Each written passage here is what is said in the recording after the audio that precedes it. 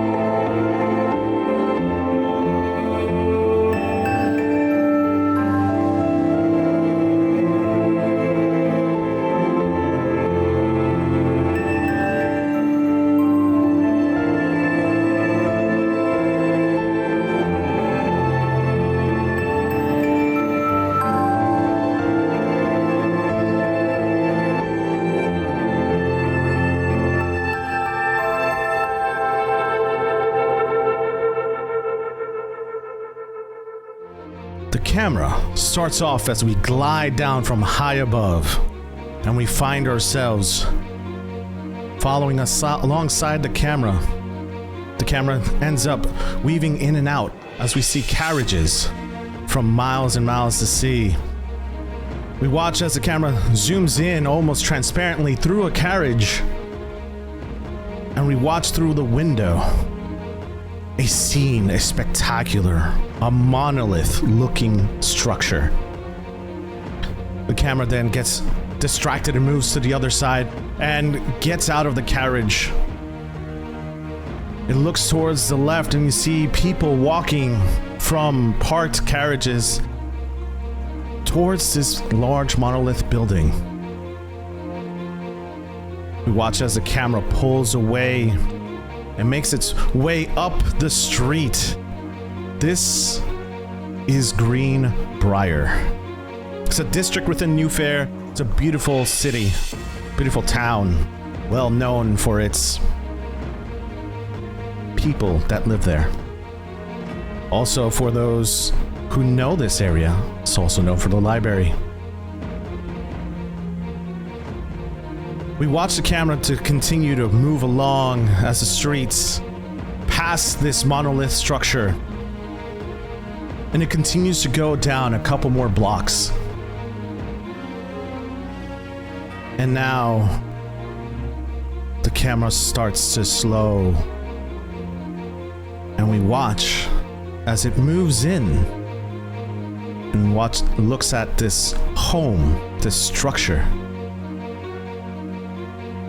Rosie, what does your house look like as Cece? It's more more modest than one would expect of the Rodick family. It was purchased as a wedding gift, intended to only be there for a couple years before they were ready to upgrade. But much like many of the neighborhoods here, it's on a street of very narrow 2-3 story that are all built exactly the same. You go inside, and on the ground floor, there's a nice little sitting area, a den, a parlor, whatever you wish to call it, kitchen area, and a study and a master bedroom on the ground floor. Going inside, you see that things are clean. Somebody has hired people to come in a couple times a week and keep things well dusted. The furniture is in good shape. Nothing seems particularly personal. But you notice there are a lot of nails in the wall with nothing hanging from them. And then you notice there are a few framed photos, just kind of laying haphazardly. A couple of them have been hung up in the last 2 weeks. You notice the door to the study is open, and inside there, it is an absolute disaster zone. A lot of these framed photos were kind of just thrown in there. This is what, I hate to use a modern term here, but it's what us ADHDers call a doom room or a doom closet. This used to be a very nice, cozy office. You can see there are still some shadow boxes of pinned insects on the wall. There are some botanical drawings framed there. Somebody has ransacked this room and it has not been touched since then. A lot of things have been shoved in there. From the living area, you could just kind of peek down the hall and see it down there. But as we are, I imagine we are all gathered in this moment. Yes? That's a great question. Oh, interesting. We are going to switch now as we watch the camera find its way through this home. And you hear a knock at the door. When you watch this door open, you see Monica show up at your steps. Monica, or M. What does your character look like? My character is a petite woman. You can tell she is, somewhere around 35 with some gray hairs just peeking out in the corners of her well-manicured bun that she has put up. She's wearing very stylish rimmed glasses. Very well composed in kind of a very academia-styled outfit. Very modest, very humble. But you can tell that there's definitely some sort of money behind it. Each piece is well curated and very well styled and put together. But she has a very distant kind of look in her eyes, like she's always kind of thinking of too many things at once. Oh, hello. I was expecting company, but not you in particular. Hello, what can I... Oh, I'm so sorry. And she brings out her hand to shake yours. You can call me M. Oh, Miss M, what can I help you with? Oh, well, I was instructed to come here. And right as soon as she says that, Victor, your character, approaches, escorting Miss M. Oh, Victor, there you are. Victor! Sorry, yeah, I probably should have let off with that. Cece, how you doing? Come in. I'll bring them in, and you can see. What is Victor's usual drink of choice? If we're just not going out, intending to go somewhere after this, but. I think Victor's drink of choice would probably be just a whiskey. Absolutely, and I have a specific glass for Victor. A whiskey glass is a whiskey glass, though. I don't know how to flavor that up, but it's Victor's whiskey glass. It's already set out, and you can see there's a bunch of mismatched cups already sitting out at certain chairs in the parlor area, ready for everybody. Sure. Oh, you can. I'll go get you something as well, Miss M. I'm so sorry. Oh no, of course, thank you. As you guys are gathering around, looking for the whiskeys, getting drinks of choice, Cece, the door knocks once again, and Myra and Echo, whom you have been waiting for, approach at the door. I'm like 2 rooms away. Victor, can you be a dear and get that, please? I'm like shuffling through cabinets that I don't actually go into all that often, trying to find some sort of glass that I think will suit M. I think I do have a lot of like nice glassware and stuff, but the other ones that are already sitting out were very specifically picked for those people. I have to have something. I imagine you'll see Victor head into the kitchen, grab his drink, and be like, "I'm already on it." Walk over to the door, open it, and it's like, "Well, welcome." CC already has drinks ready for us, so come right on in. Perfect. Echo will walk in. I follow. Perfect. As the clan finally gets together, there are certain things that we need to address. Number one, it's been 2 weeks since you both, or all of you, have gotten together. You have received information that your Lightkeeper is no longer around. Not sure who said it, but it has been informed. You also, just to recap what happened before, you also got news from someone who isn't dead, but is barely hanging on to life at a nearby hospital. Wendy Darling, before she passed out, mentioned something about a masquerade. You all have been doing investigations on your own. You all have been looking for information on your own in regards to what could that mean. It is now that you all gather after you've done your separate investigations to find out what have you found. And with the new addition of M, who has been recruited by Kaz and Vivi, is now here. So, Victor, you have received information from Kaz that she needs to be protected at all costs. The same thing with you, Echo. If you recall back a couple episodes ago, they talked about how they needed to protect M, and that she was vital and important to this information. So the scene is now yours. I imagine we're probably all inside of the kitchen area sitting at the table, and I'll look over to you, Em, and mention to the group. So it is of the utmost importance that she remains protected at all times, even if it comes to the point where we may have to end up sacrificing ourselves for her. Oh, that can't be necessary. Seriously, I absolutely think it is.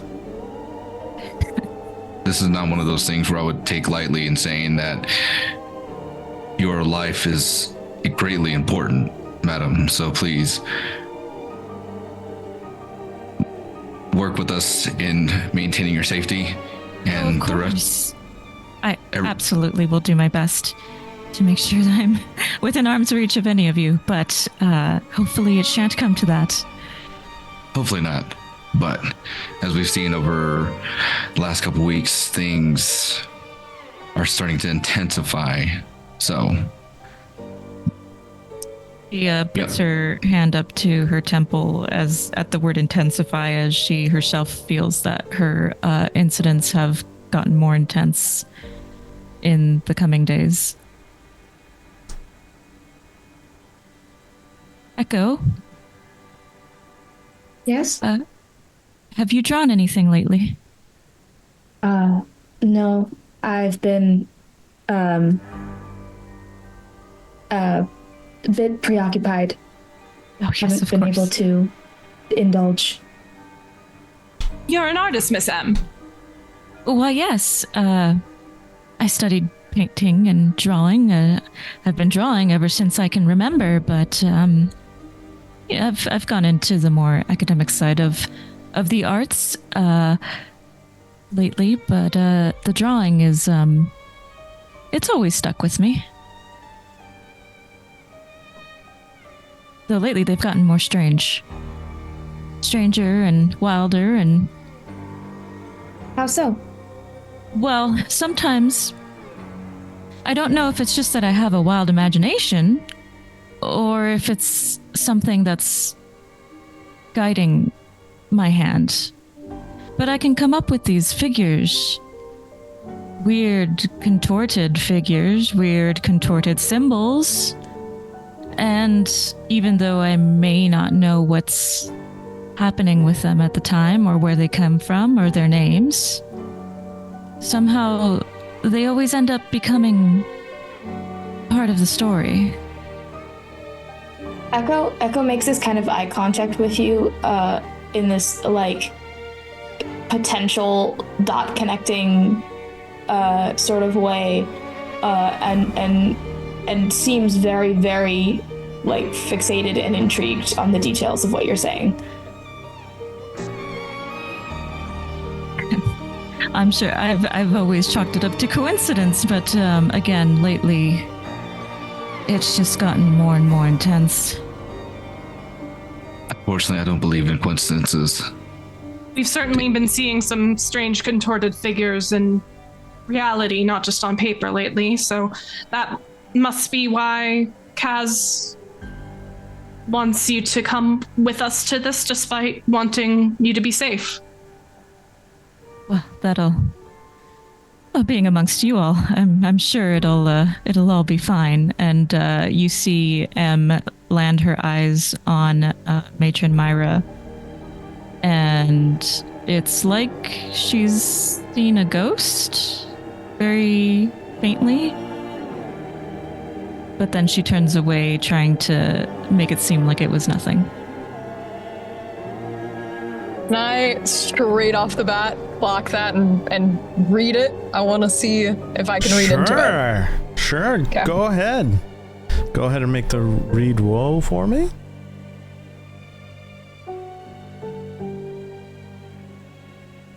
Ooh.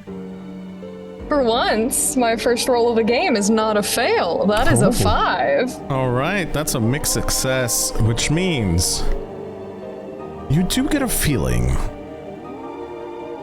Something in your gut tells you she looks familiar. She looks familiar. You can't tell exactly from where, but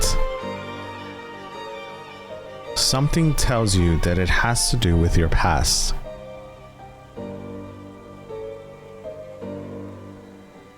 So, is the masquerade this evening, North? Is that It is. It's in an hour. in an hour? Oh dear. Well, with the masquerade coming up within the hour, how I guess my question is going to be to you all is how are we attending this? I have an in, but what of the rest of you all? Unfortunately, they're aware that I don't have a particular +1, so they didn't include that on the invite. I'm sorry. Well, I've and she pulls out this invitation from her inside jacket. In one of the recent incidences where I began scribbling, I produced this, and it looks nearly identical to a proper invitation. I think that should certainly pass muster. I've Hopefully. acquired an invite for myself. How did you require your invite, Echo? My family is fairly well established within the community of people who tend to throw these sorts of events. And it would be unfortunate if my parents were to hear that I wanted to attend an event like this and was prevented from doing so. Okay. They find it rather delightful that I've acquired friends and explore the outdoors now. Victor and Myra, how do you plan on getting in to the ball?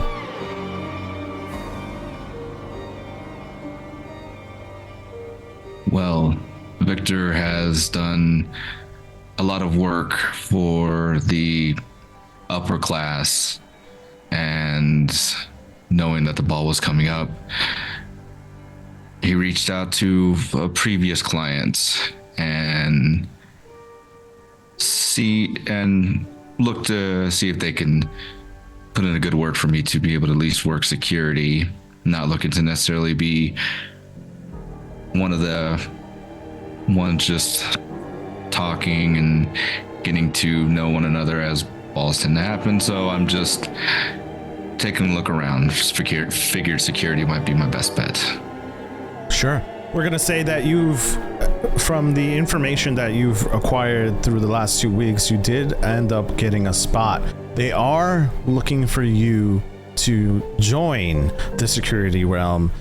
You are told that you are needing to go to the back of the establishment to check in to make sure that you are able to become the security and be informed of security measures in this place. And Matron Myra. Miss Myra, if you don't have, I'm sure I know a gentleman or. I have a way in. Wait staff is hard to come by. Oh, that should work just fine if you found whoever's organizing that sort of thing, I'm sure.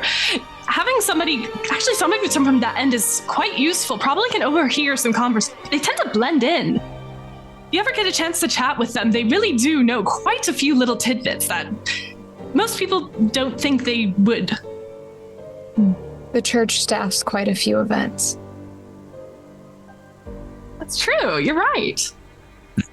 At the mention of the church, would I get a better inkling of... Yes, absolutely. Yeah.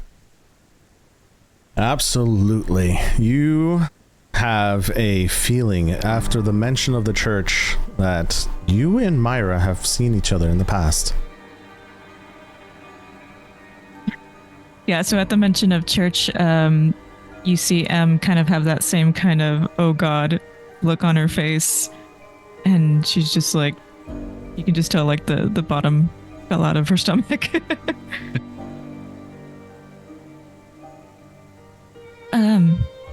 Myra, was it? Yes. What? You look remarkably like someone that I was at the orphanage with. Oh, Miss Myra is better known as Matron Myra. She actually is in charge of some of those. Which one was it? Sacred Child, the main one.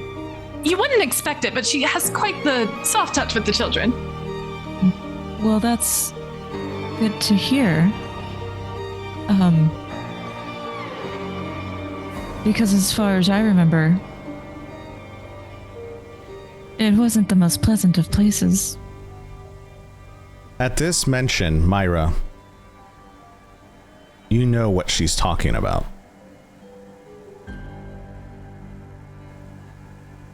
There is a connection between the two. One was at an older age, one was at a younger age. The camera does a small flashback to M as a child, and Myra, even younger. There are certain things that we can't put into place, certain headaches that start to occur, and both of you take a brain.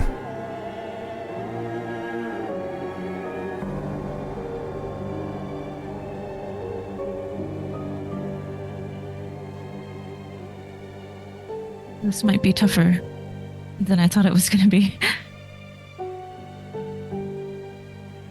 Interesting. I don't recognize you. Well, I wasn't there very long. Fortunately. I never left. Must be why.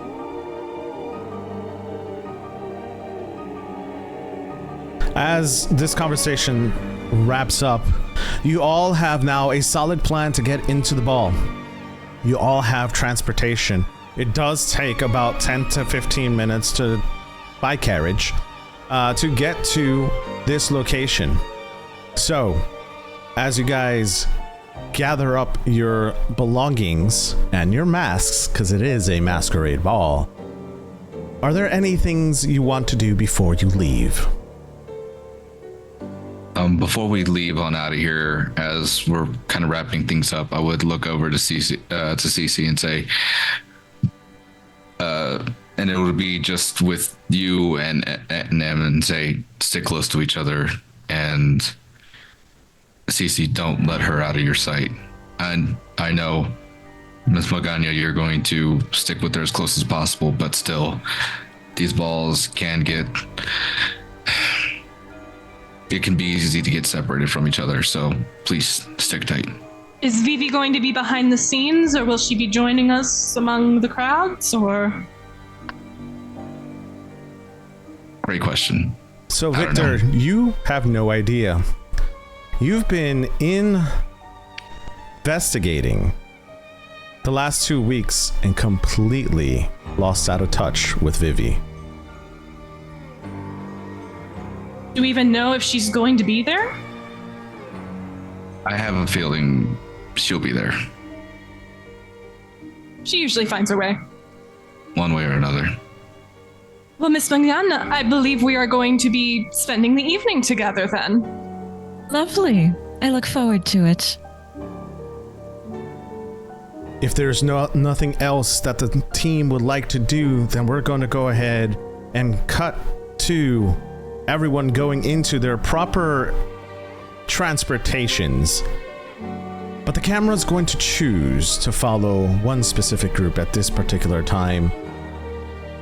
And it's going to follow Cece and M as they jump into the carriage and they start their way down the path to where we start seeing the streets of New Fair. The streets of New Fair are what you call the turn of the 19th century. It is a beautiful location. You see lanterns lit up. It is evening time. The time is around 8 p.m. You have an invitation that states the ball will start at 8 p.m. You all have seen this invitation as Cece has passed it around to all of you to make sure that you guys know what this invitation looks like. And what I need for everyone, with the exception of Vivi, to do is roll for me. Do not tell me the result of that roll. Here, I need you to DM me the roll result. And I need you to roll a focus roll. And while you guys roll, I get to roll. And that's with, what is it, a d6, and then whatever else is like marked as a circle in there, yeah? If you have a 1 mark in the circle, that is 1 die. If you have no marks in the circle, that is done at disadvantage, so you roll 2 dice, and you take the lower result. If you have a triangle, it is 1 die. So if you have a triangle and a circle, that is 2 dice, but one of them is a gilded die, so it's a different color.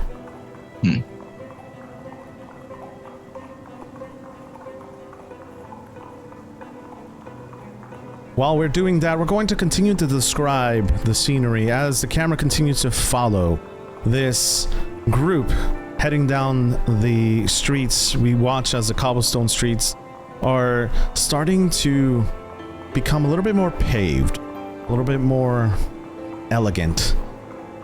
Things are starting to get more higher class. The stars at night are bright and shining. We watch as a slow wind blows by. It's a nice crisp evening in the fall. It is beautiful. It is wonderful. And at this time, I invite all my players to don your masks. And as we continue to don the mask and everybody gets ready, we watch the camera pull back and slowly approach this tower, this larger than life item. The camera starts pulling up, and we watch as one by one spires start to pierce through. They start to pierce through the... I was trying to make sure that the music isn't too loud. They start to pierce through the horizon. It slowly starts to rise over the peak.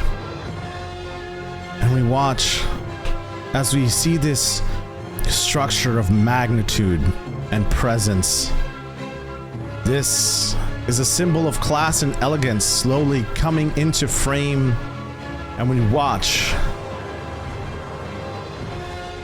the view of the camera shift from inside of the cabin to outside, and watch as the camera slowly pulls back and the carriage starts to pull in. When you look at this structure, the architecture can be described as a blend of Gothic and Victorian mashed together. The mansion tonight is covered with banners of white and black on the outside, and there is an embroidery on it. You both exit the carriage, M and CC,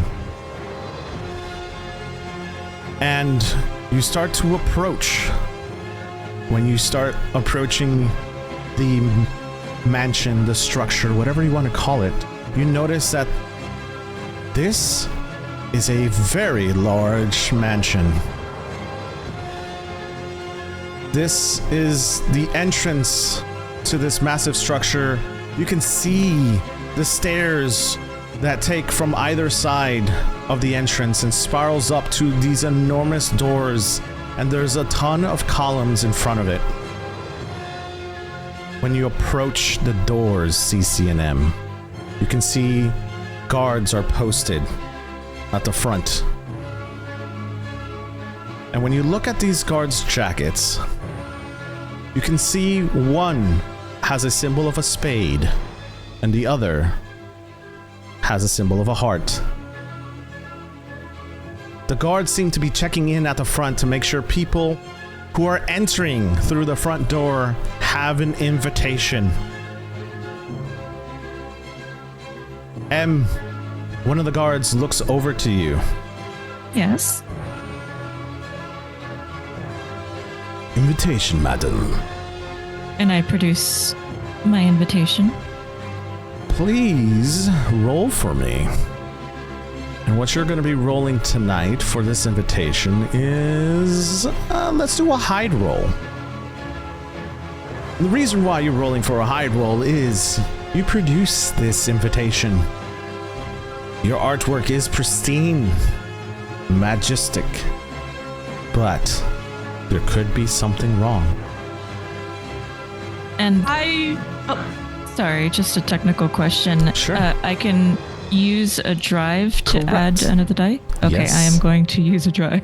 I would also like to lend help spending one of my own drive Sure. by being there with a legitimate invitation and also offering it at the same time. Sure. Madam, wait your turn, he's going to say, but you're going to shove it in his face and insist that he takes a look at both of your invitations. Come on, we're coming here together. Don't make me wait in line behind her. Madam, you need to wait your turn. That is the rules around here. I don't make them, I just enforce them, madam. And Of course. go ahead and add an additional die to your roll, M. Okay. So that's 3 total. Okay.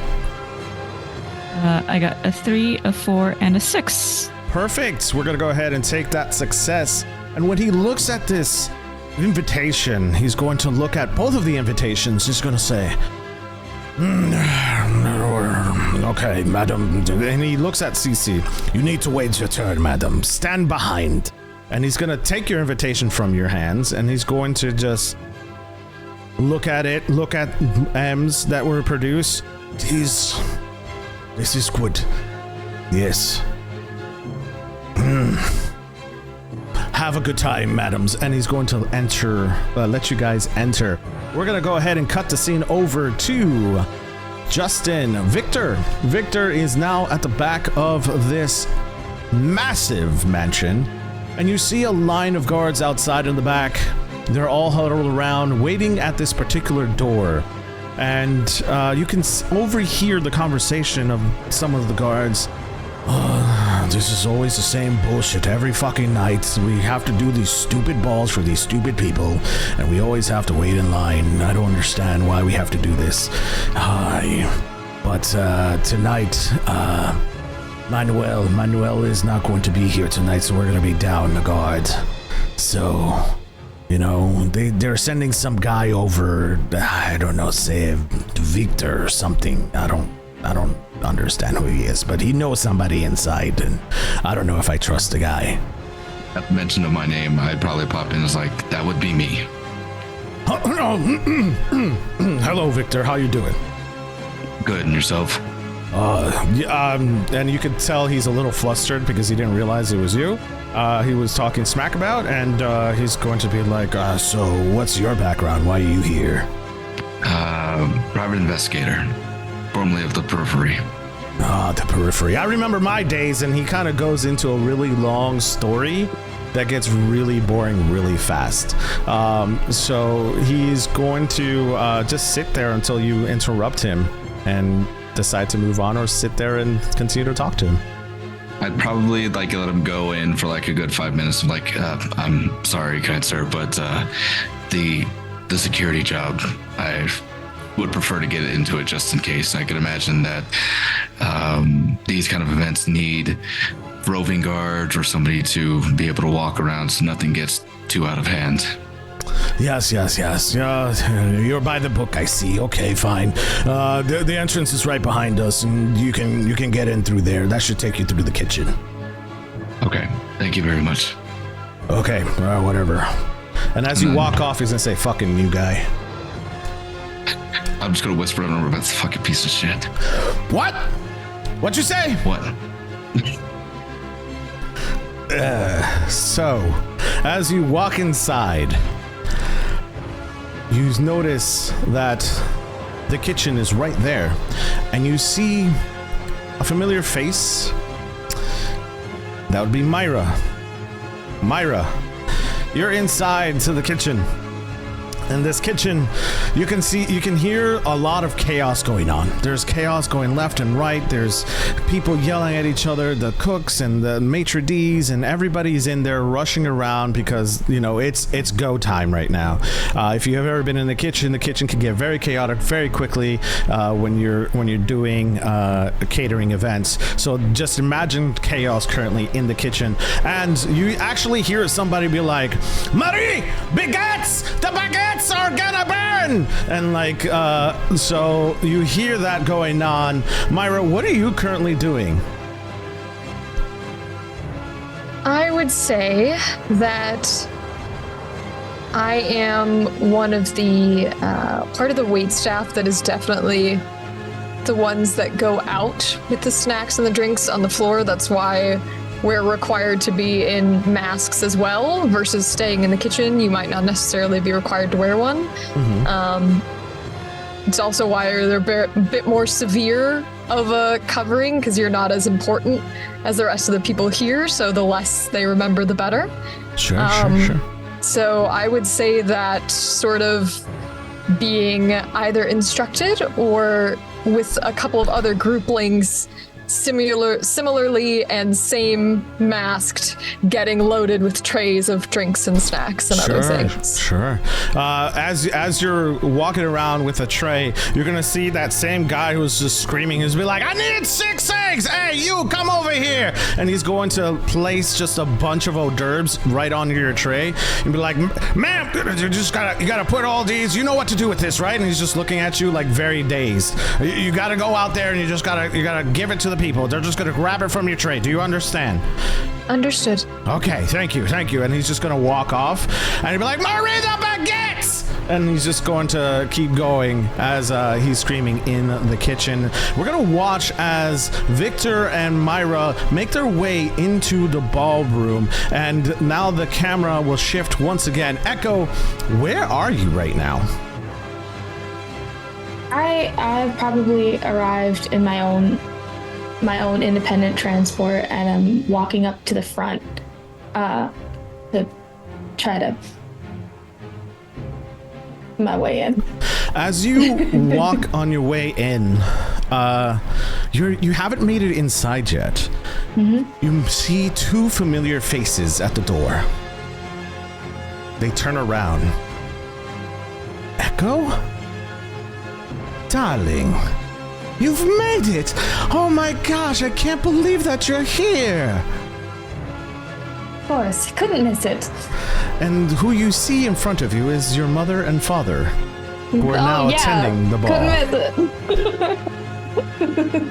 it. She's with us! And they're just going to bring you into the ball at the same exact time. Great. Didn't expect my parents to be here. All right. So now you are with your parents on the way in. Oh no! On the way in, what you see at first glance is something beautiful. The camera is going to follow you and your parents as you guys walk in, and you approach this beautiful foyer. The camera watches as you guys pass a vibrant display of flowers arranged in a stunning bouquet. There's a cascading garlands hanging from the columns left and right, and when you smell and breathe in, the air is scented with perfume of roses, lilies, and jasmine. They're colored super vibrant, and they look beautifully. When the camera pans a little bit angled towards the floor, you notice something. The floor is checkered, black and white. You also notice in the middle of the foyer, there's a beautiful marble fountain standing at its focal point, and water is flowing through it gracefully from the top, splashing gently into the basin below. You can hear the sounds, almost rain-like, and then soothing to you. The fountain is adorned in intricate carvings of hearts and vines. Rising on either side of the fountain are grand staircases that curve inwards and connect to either side of the house. You can see that there's a left side of the house where the kitchen is, because you can watch as both Myra and Victor come out and move their way towards the center of where these 2 grand staircases meet. You can see that the staircases is carved with a rich and dark wood polished to high shine, and the steps are covered in a plush red carpet that's super inviting to guests. Beneath the stairs is a grand archway, and you can see it leading its passageway to guide guests deeper into the heart of the mansion. And the passage is illuminated with soft golden lights from a crystal candlestick from either side, and their warm glow reflects off the polished floor. The corridor is lined with more floral arrangements and intricate tapestries everywhere. When you enter into this ballroom, your eyes are immediately drawn to the walls. Beautiful tapestry, It's beautiful. You can see tapestry, the history of New Fair. You can see the invention of the electricity. You can see art everywhere, scattered throughout this entire ballroom. This ballroom is beautifully built. Columns that rise 100 feet in the air. It is grand. It is beautiful. It is enormous. This place can hold easily over 1,000 people. When you look down from the camera's point of view up above, you can see the checkerboard pattern very clearly and polished to like a mirror-like finish. There are drapes that are colored in white all over the place. And then in the ceiling, there's a masterpiece art piece. There's an art piece up there, basically, which depicts signs of expansion, signs of new technology, signs of the revolution that occurred. And then, as we continue to look up, you can see that eyes are starting to gaze towards a part of the room. Victor, Echo, M, Myra, and Cece, you're all in this ballroom together. And you can watch as the gaze goes from down on the floor to up in the skyline. You can hear music starting to play. And the camera focuses in on Vivi. Vivi, explain your character. So Vivi is, at least from you can tell from the top, she is standing on a platform in darkness, and she's standing in a sort of fifth position where her legs are basically crossed, her feet are crossed like this. And it's a very small platform up there. She's about maybe 50 feet up, and you can see a tiny silver wire connecting two different platforms across the checkered floor. Her chest, you can see, is kind of moving at a very slow pace, as if you could tell that she's slowing down the way she's breathing. And as the spotlight kind of pans on her, you can see beads of sweat collect ever so softly on her features. And she's kind of holding a laced umbrella that's not opened yet, but in her hand very daintily. And as the music kind of starts to begin to wind up, she puts one foot onto the wire. And you can kind of start to see the slack of the wire ever so slightly kind of bend. And as she puts her next one on with perfect turnout, she begins to kind of move really quickly to the center of the wire. And she's completely now suspended over the floor and looking down at the spectators. With a small jump, or those of you who know dance terminology, a glissade, she flutters and jumps into a sort of dip to make it look like she was testing the waters with her feet. Her arms kind of move in a melodic wave as she pauses and poses, as she's meant for the audience to kind of clap for her while she's moving. Some claps are heard. She pauses again as she kind of rises up onto the balls of her feet and pivots pretty quickly. As you know, people who are on tight ropes, they have to move quickly, otherwise you can lose balance. She then slides one of her feet behind her, and steadily you start to see her legs split as she's balancing on the tight rope or tight wire, and she balances in a split again, kind of holding for applause. She knows her moment to wait and get the reverence that she deserves. As she's kind of in the splits, she kind of looks down and she recognizes her brother for a split second. And she smiles. And then with a quickness, she bounces on the wire and kind of comes back up standing. And she starts doing rapid footwork on the tightrope. She's moving from end to end of the tightrope, all the while still holding this really dainty umbrella. And that's when she starts to get into the meat of the dance. She opens the umbrella with, vibrato and like moves with it. And she looks gorgeous, just, running around on tightrope, on her tippy toes, doing jumps. And just when the music crescendos, she does a very large jeté where it almost looks like her back leg hits almost the back of her head as she's arching back. It's probably like if anybody were to ever take some sort of photograph or photographic memory, that would probably be the moment that people would remember. As she lands on it, she kind of sort of like stumbles, but she does it for effect because she wants to hear the oohs and ahs of people. Ooh. So as she steadies herself and she takes a deep breath, she gets ready for her finale. She hooks the umbrella down below, gets ready to prepare, and she does a backhand spring on the wire, and then another one, and then another one. And you guys start to notice she's moving pretty quickly on the wire, and that's because she has to keep her balance, otherwise she could fall at any moment. And just with that, she kind of clasps her hand, grabs the umbrella on her last flip, and kind of holds.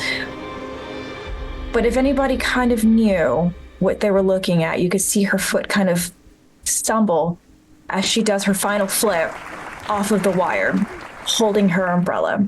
But for some reason, she kind of just floats down like the seasoned performer that she is and lands with grace and the perfect ending pose. And everyone claps and raise, and the entire audience is all clapping for you.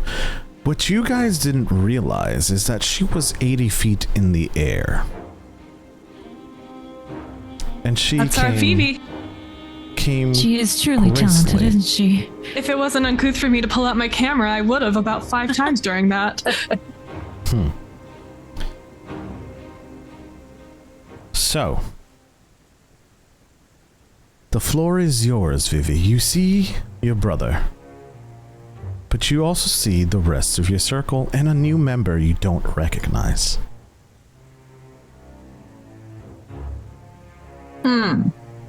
Considering she hasn't heard from any of her circle members for some time, she knows that her brother gets wrapped up in his investigations and not bothering to see how she's doing. She's actually going to approach the person she doesn't know.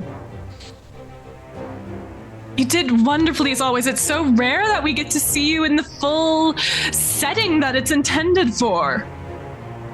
Thank you. I appreciate that. Really enchanting. Miss Thank M, you. this is M Magana. This is Vivi Scape. Vivi. Oh, wait, Em, you had I met. believe You had we've said. met. Oh, okay. Yes. You said her name, yes.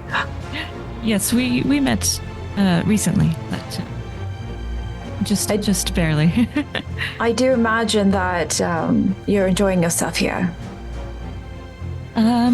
Enjoying so far, though have heard it is quite a bit of conundrum tonight.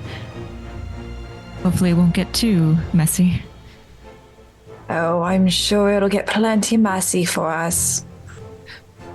I'd rather see it get messy for the other folks and possibly have some fun talking about it afterward than get messy for us, but... Now, what fun is that? Considering the way things might get messy for us with our current scenario, I'd rather have some good gossip. Oh, I like the chaos. And she walks away from the two, and I think she spots Myra. Myra is waiting, correct? Like helping out. Yes.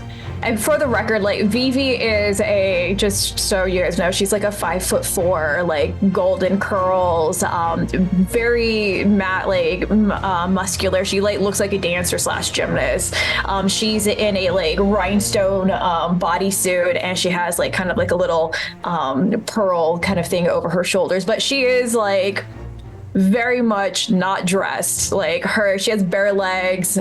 She has wraps around her feet, like her wraps around her hands. Like you can tell she looks like a gymnast, and it's very awkward for her to be flaunting her body probably in front of most people who are fully clothed. And she has no care in the world of what she looks like. Sure.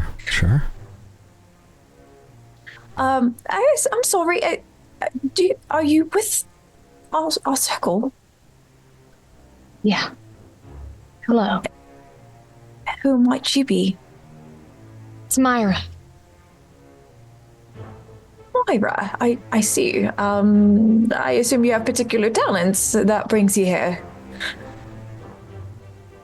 Not quite like yours, though. It was impressive. Well, thank you. I appreciate it, though. To be honest, not many have this kind of talent. That's true. Do you need help with anything tonight? It depends on what exactly we're going to find. Oh, what is it you're looking for? That's a question I've been asking quite a bit. No one seems to have the answer. Oh, you know who does have the answer all the time is my brother. Have you seen him? Does he? Interesting. Yes, Victor. Victor, where are you? You'd probably see Victor kind of like standing off in the distance, closer towards the back, with his back towards the wall, as he's still just kind of like taking a look around and just seeing what all he can find before he looks over and locks eyes on you, Vivi. Oh, my dear brother, how long it has been since I've seen you. It's only been a few weeks, Vivi. Too long. How have you been? Perfectly well. Have you not seen? I was up there dancing. Doing a magnificent job as always. Thank you. No problem. So why is everybody here? What are we looking for? Well, there was the masquerade. What is it? The masquerade invite that Miss Magana had gotten, and then on top of that, and North, if you can, could you provide a little bit of that one more time? I'm sorry. Sure. The invite was given to you. Well, it wasn't given to you. It was actually sent out. And you were told by Wendy Darling to come to this ball. Now, one thing that I will say is I need you to do a read roll. And what you're doing is you're going to see how Vivi feels.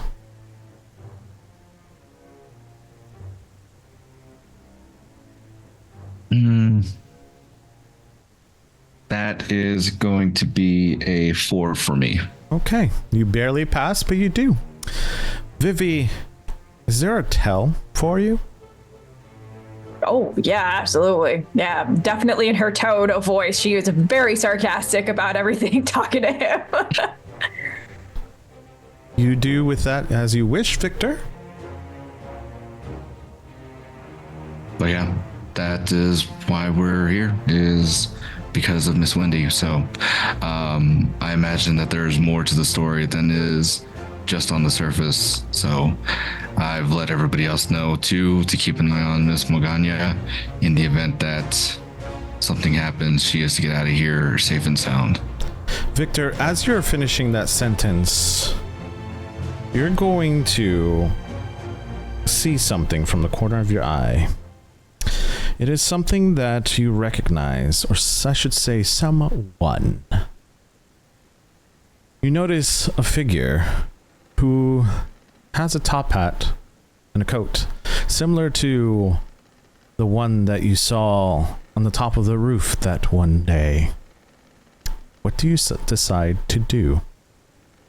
It'll be like a trailed off, like that sentence will just trail off as I lock eyes. I'm like, I'll not even make contact and say, I'm going to be right back.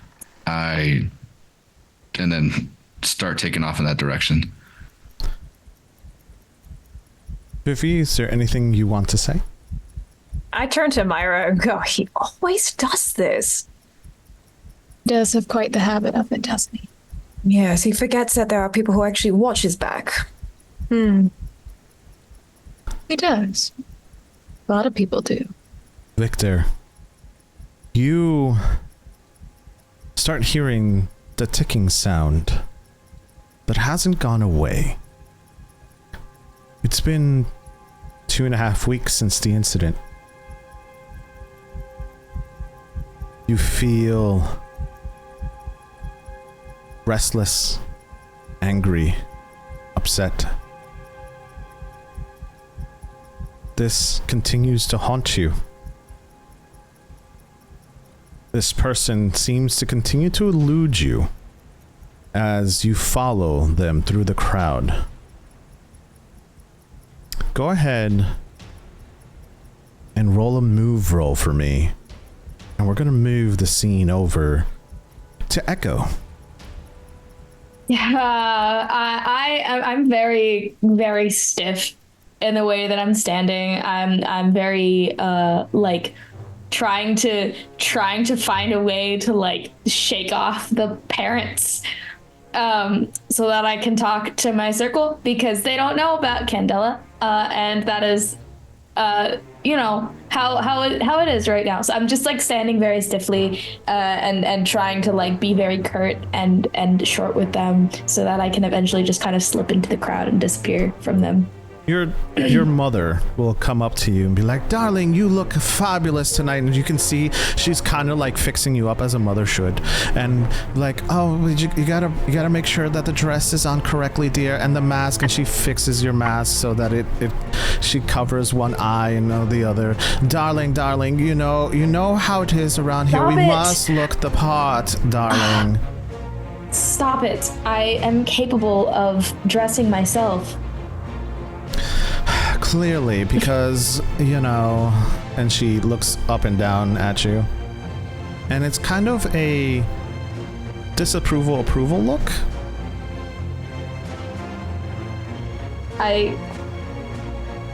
Echo really is kind of disappointed that her immediate reaction was to fix things and wasn't just like, you look great, end of sentence. But she kind of puts on this mask of like, I didn't expect anything else except your disapproval. I expected this. Myra, you're close by. You see Echo. Is there anything you would like to do? Yeah, I'm assuming I clock the nervous trying to escape energy. I'm not being shy about it. Okay. I'll head right over, tray in hand, and very quietly offer a few to the parents. Oh, great. And the hors d'oeuvres that they see on there is like snail and champagne and a bunch of other little things that you would normally serve at an event as grandeur as this. And they turn your back for the quick second. Echo, go ahead and roll a move roll for me to see if you can get out of there without being... Actually, you know what? Do hide for me, because hide is... You're trying to get out without being seen. Yes, Vivi. Okay. Could I add, since I was near Myra, seeing what Myra's doing and seeing Echo now in distress, could I assist with the move, and as Echo's trying to get away, basically twirl her and turn her into almost a dance situation? Absolutely. Go ahead and take away a drive from you, and go ahead and Echo, add an additional drive on there. Something else that I forgot to mention at the beginning of the stream, Darrington Press graciously donated some money last week, and I didn't see it until the end of the stream. So from here on out, you guys have an extra D6 to your roll whenever you feel like using it. It is only once, so you can choose whenever you want to use it. I still have the additional D6 from last week, actually, Perfect. so I'm going to be adding that to this roll as well. Sure. Thank you, Spencer and Darrington. Yes. Thank you. The most important role is getting away from your parents. Yes, Absolutely. yes. I'm glad that you helped her, Vivi, because I literally was like, oh, I could help and add a drive. I have no drives in cunning. I was like, why am I across the room? I It's could charm fine. them. It's fine. A 3 is a failure. So No. Do you have any is resistances? that additional die? Because you should have had 2, or did you have a disadvantage in hide?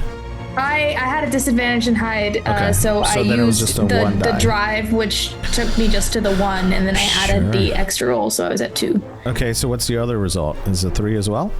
I got a 2 and a 3 for the 2 2 and a dice. 3. Okay, so I could describe this to you, but I'd rather you do it and tell me how you fail. I I think what happens is Vivi comes by and like twirls me around, and I very much try to like yeet behind the nearest person who's in the crowd, just kind of become one of the faces. But my parents are pretty used to my antics by now, and my mother, who has probably been keeping an like peripheral view of me, catches the kind of weird swoop that I make, and just kind of turns around, grabs my arm, and pulls me back.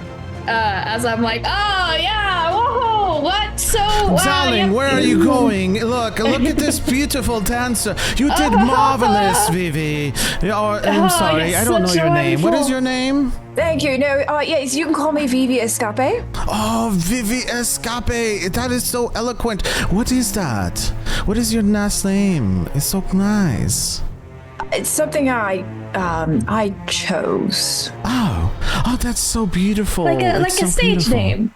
Yes, exactly. Oh, well, darling, look at her. Wasn't her performance just wonderful? Oh yeah, it was fantastic. That was incredible. Oh, that's wonderful. And she's gonna gaze over to Myra and kind of be like, what are you kind of doing here still, look? Like, Oh, I'm out. I'm gone. The second Vivi showed up, I was gone and down. I presumed they had it, but apparently they didn't. she's just like kind of gave you that look, and I see you walk off into the distance. We're gonna go ahead and cut to the scene and go to M. M, you see this beautiful tapestry all over the entire room. You have a background. What's that background in? My background. I can tell it to you. Baller specialty. Yep. So your history is in arts. So your Yes, the history, occult you have arts. the occult arts. So when you take a look at this tapestry, you're starting to take a look at how beautiful it is. I'm not going to make you roll because you specialize in art. You specialize in what's going on around this room, and you're just starting to notice little things, little odd things that are in the tapestry. Something doesn't sit right with you, and we're going to go ahead and cut to Sissy. This camera focuses in on you. You start to remember the times from past. You start to remember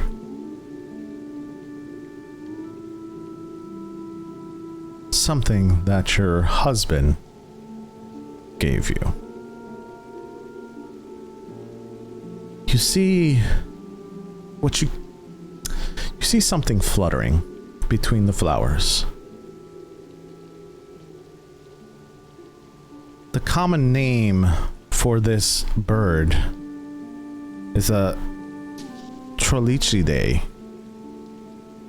the Latin term for hummingbird.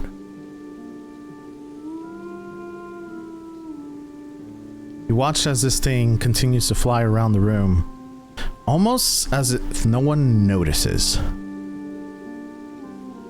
And you hear a familiar voice from behind. And the voice you hear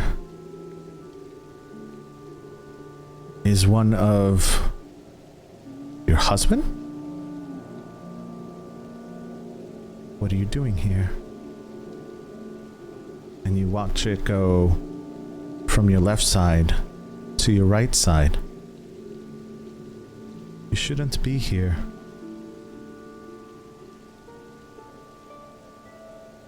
I'm standing in front of the tapestry next to M.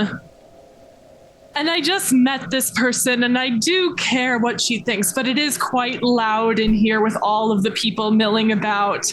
And I just hope that she is paying more attention to the tapestry than to me. Well, why not? Why not? Why not? You see it once again move to your left side. Don't you feel that?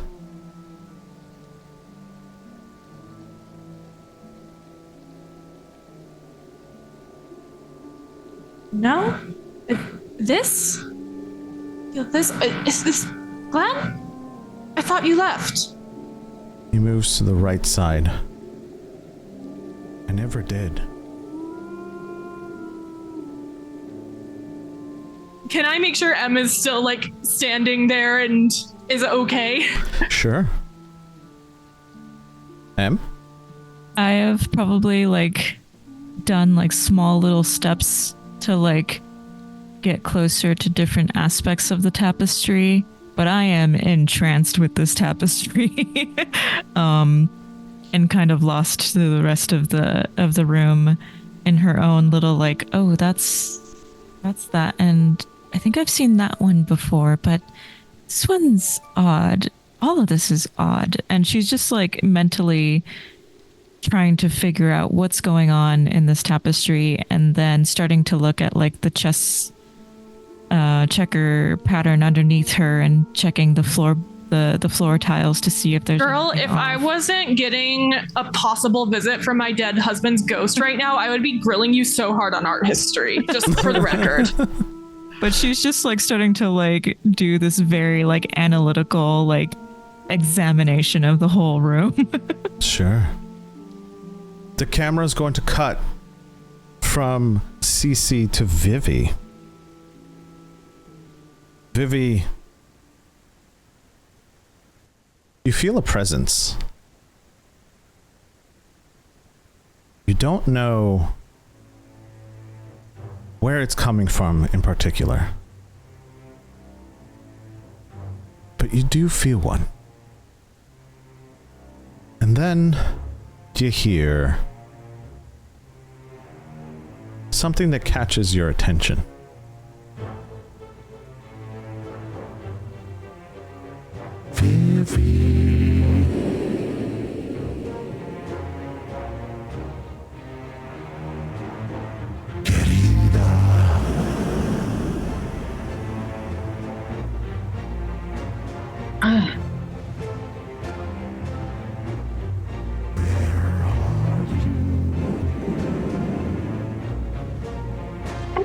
Hearing this. Hearing what? This entrancing music. Pardon me real quick. I'll be right back. All right. Vivi looks for her brother. Victor is nowhere to be found in this ballroom. He is off. Vivi runs to the green room by herself. Sure. We watch the camera zoom up and out of the floor as we watch a figure run across the dance floor. And Vivi enters into a room by herself. You hear the voice once again.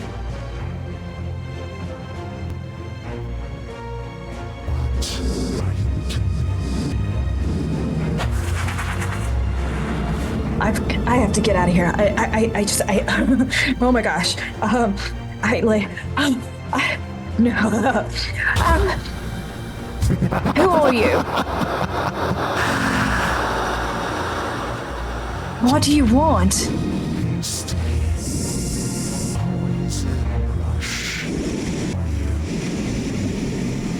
I'm only in a rush when I hear your voice.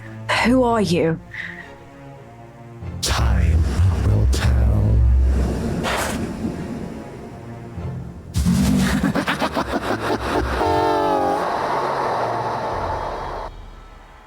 And we are going to move now to Victor.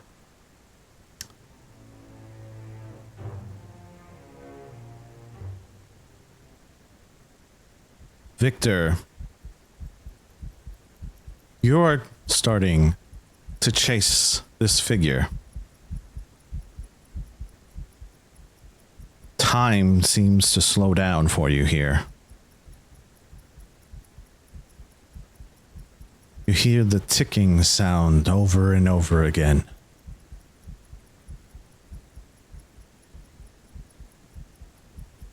You're going to lose her.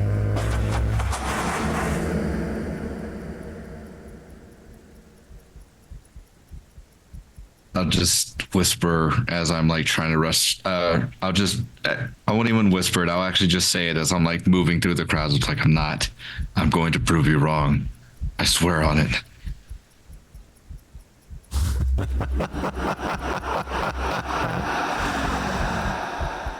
You can try. You failed. You failed every time.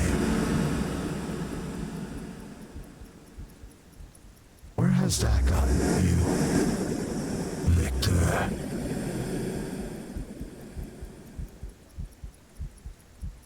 Another step closer to catching you, I swear it.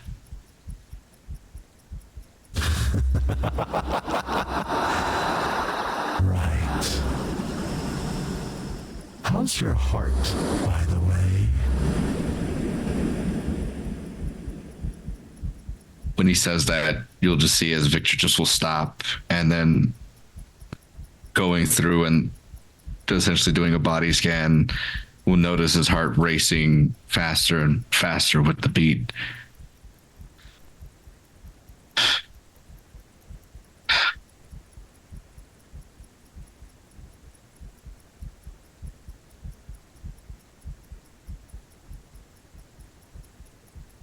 You are all the same. Every single one of you. Always thinking you're better than everyone else.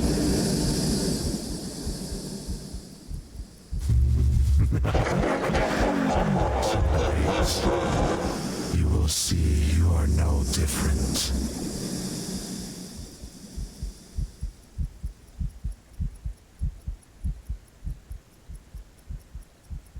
The camera will then cut again to Myra.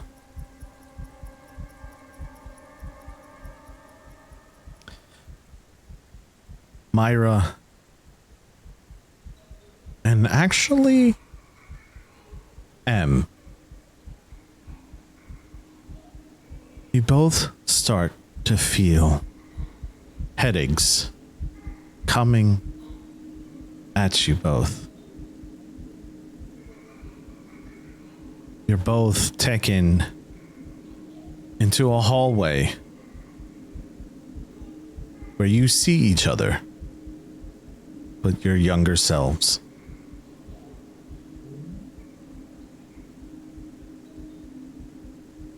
You see and hear voices coming from all over, giggles from a past place you both are familiar with. And then you hear a laugh.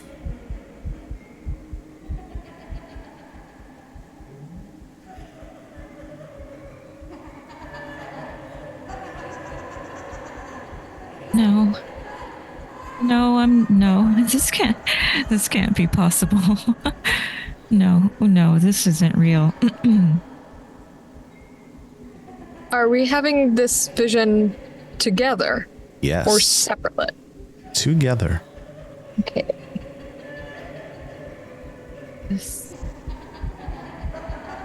I escaped this place a long time ago.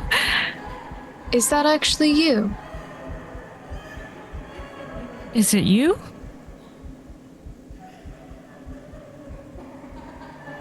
I don't generally have these visions with other people. Being able to talk back. I'm sorry, you've had these before? Interesting. I've never had one this clear. I never said clear.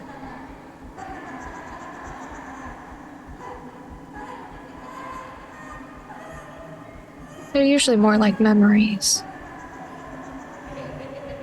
Do you hear the laughing? I hear the laughing. Is it you? Is it you? I never laughed in this place. I don't think that's true.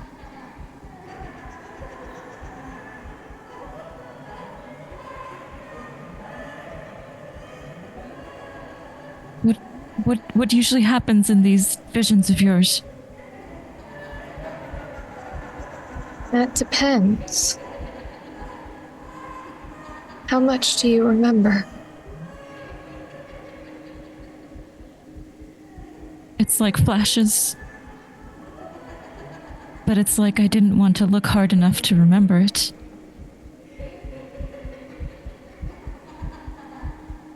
Like I tried to put it out of my memories.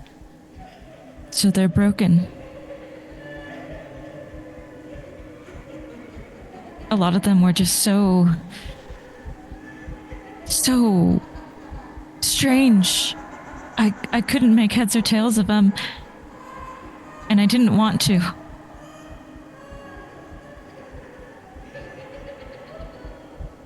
Do you remember what happened after? Where you went when you left?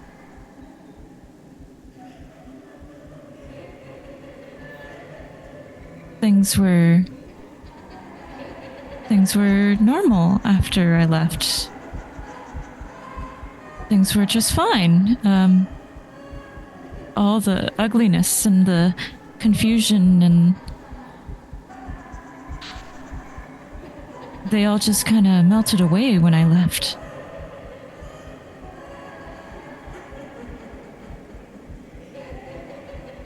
It's funny that you don't want to remember. Because that's the only thing that I want, is to remember. Do you not remember? It's not that I don't. It's that I don't have the answers. I assumed if I ever found you, you would. But apparently you don't have them either.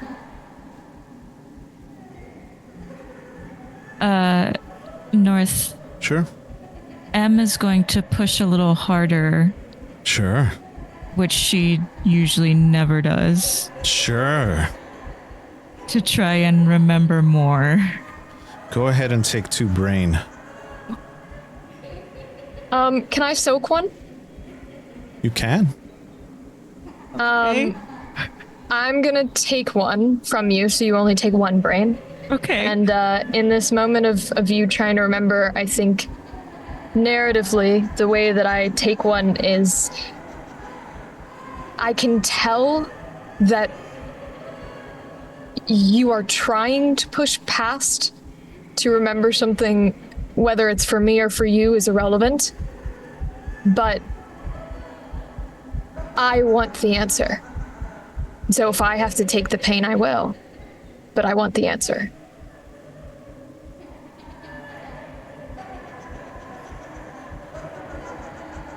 So, you push past this information. A door appears in front of you both. And then you hear a voice.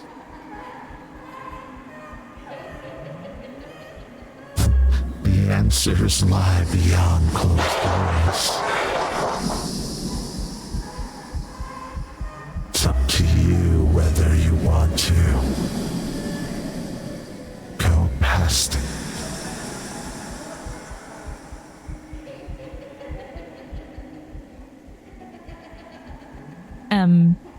Looks Myra in the eyes. I'm willing to open this door. I'm willing to if break it'll it help down. you. I think we go.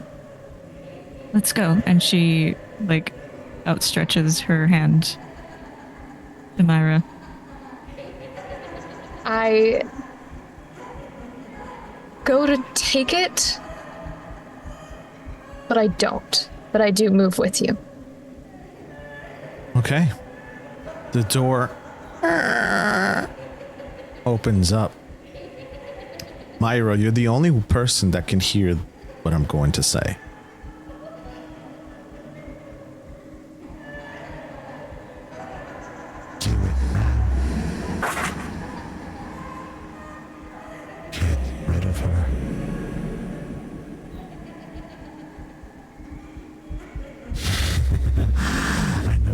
to.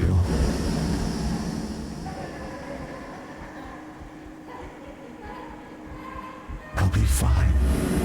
No one would know.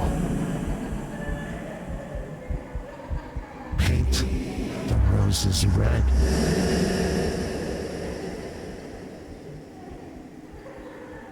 Yeah. Paint the roses red.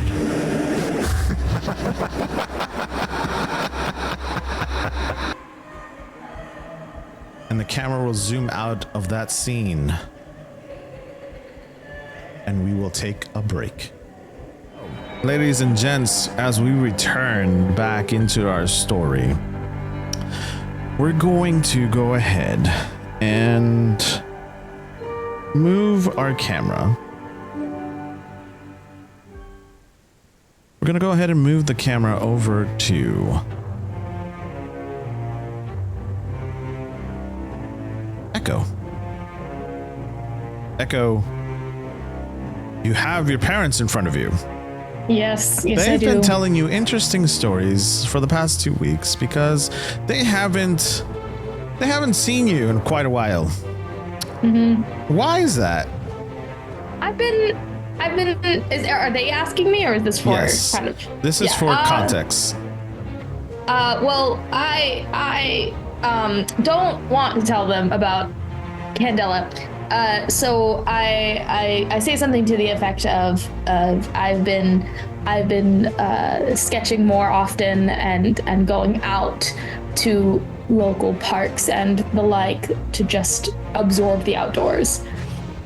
Sure. And I say that as convincingly as I can. Your father, he is standing next to your mother, and he hasn't said a word. He's very quiet, very reserved, kind of just lets your mother do all the talking.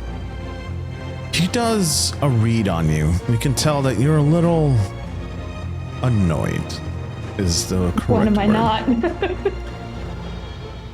And he's going to turn to your mother and he's going to be, now, dearie, do you want some more hors d'oeuvres? And she will say, darling, you know, I always can eat. And he will kind of try to signal down a waiter and doesn't see that he can. And he's going to grab your mother's hand and pull her away. And he's going to kind of look back at you, give you a little wink, and he sees you mouth thank you and take you off, give you some space. However, at this particular moment in time, you're going to get a little bit of a reading that goes on. A little bit of a reading goes on in your head. You start to hear a familiar voice. You hear, help me. But this time, a lot closer. What do you do? Is there any sort of sense of direction from where this is coming from? It's loud, but no sense of direction per se. I stagger for a moment because I was not expecting to be hearing voices here. And then I will scan the room to see if I can find Cecily or Victor, I think, are going to be the two people that I'm currently looking for. So if I can see either of them, I will immediately run over to them. You scan over the room. The room is emptier than before. You do notice someone, but you can't make out who. You do look to your left, and you look to your right. You notice Cece is walking off, talking to herself. You do notice that M and Myra are no longer around.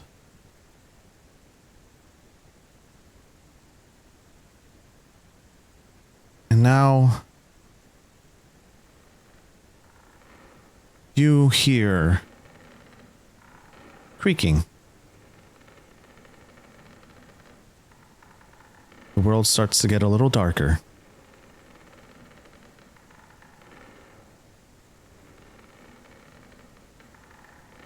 A voice in your head. Help me.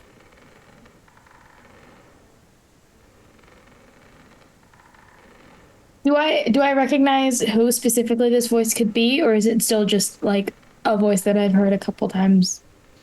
You have now recognized this voice to be Alice. Cool.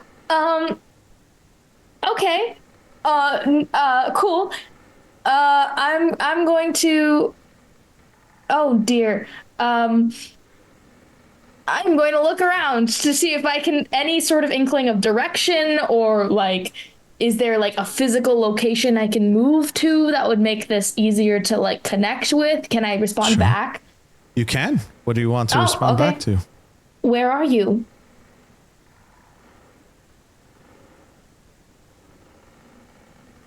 Why do you try?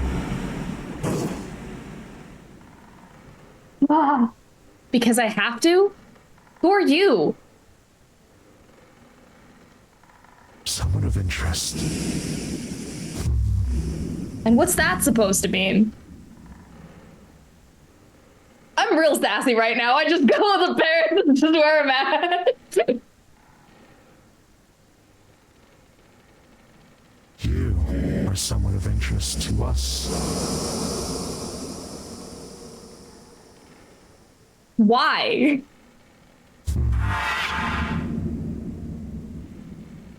You know why? I don't think that I do. Or at least I don't want to. Where is Alice? Alice. Why, Alice? She's nearby.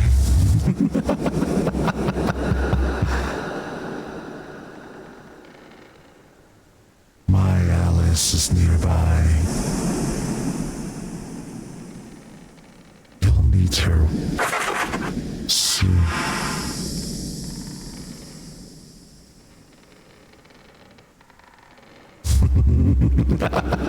Echo is so many levels of like annoyed and angry and also like scared. Like she's kind of caught in this web of like, how do I respond to whatever the frick this is? You keep hearing Alice's voice, and it fades as if it was walking away from you. I'm gonna start walking like, okay, hold on. I think Echo is going to have a moment where she's kind of caught in this I don't know what to do, because there isn't really a semblance of, there's not really a lead here that she can follow so much as it is just responding to this voice that she's hearing, this like sound that she's responding to. And so she's going to try to catch Cecily because she saw Cecily and wants to connect with a real human person that she could possibly like bounce ideas off of or get help from. Sure. As you move towards the direction you last saw Cecily, I don't like that. I don't like that. Start to get dark for you. And the camera shifts once again to Vivi. Vivi, the camera pushes through a wall and finds you in the green room. What are you doing currently? Hurry up, grabbing all of my stuff. I am dressed now as a proper person to try to kind of sneak out of this situation. Don't like what's going on in my head. My brother's not paying attention to really anything. I just want to get the heck out of here. Not feeling the vibes. Sure. Understandably so. You hear something or someone knocking at your door. Do you respond? I think Vivi like freezes like as she's pulling up like her puffy sleeve like powdered dress. Like so she's like, who's hello? One second, please. 1 second. And she like adjusts herself and like zips up whatever she has to do. And like she's wearing, just so people are aware, a big puffy sleeve, powdered like kind of corseted top with a white like bottom like skirt that's kind of like tulle looking. Big curly hair with her little like glittery black headband on, and she like throws the same mask on that she had beforehand, so people still kind of recognize her, but not really. Anyway, she goes and opens the door like in a fluster with all of like feathers and rhinestones and umbrellas like everywhere. When you open the door, you see a waitstaff waiting for you at the door. Champagne, ma'am.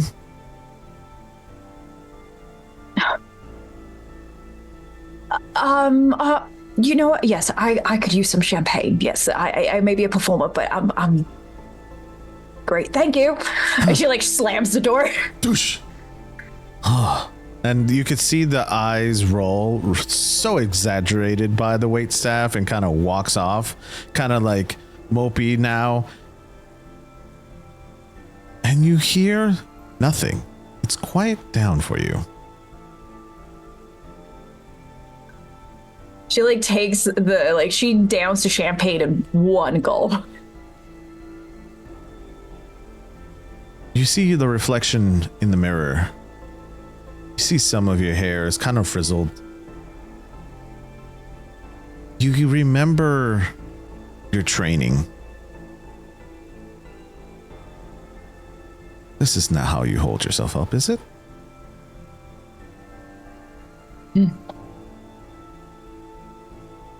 Come on now. Ready up. Yes, sir. Okay. Everything's fine. Don't need anyone. You're by yourself. You can handle this, okay? All right.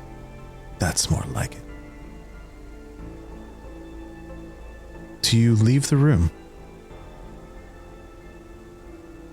Not really, not yet. I take a little bit longer to compose myself. Sure. As time passes, it is now 10 p.m. You watch the clock ticking on the wall. Tick, tock, tick, tock. An image of a bunny, a white rabbit, appears in your room.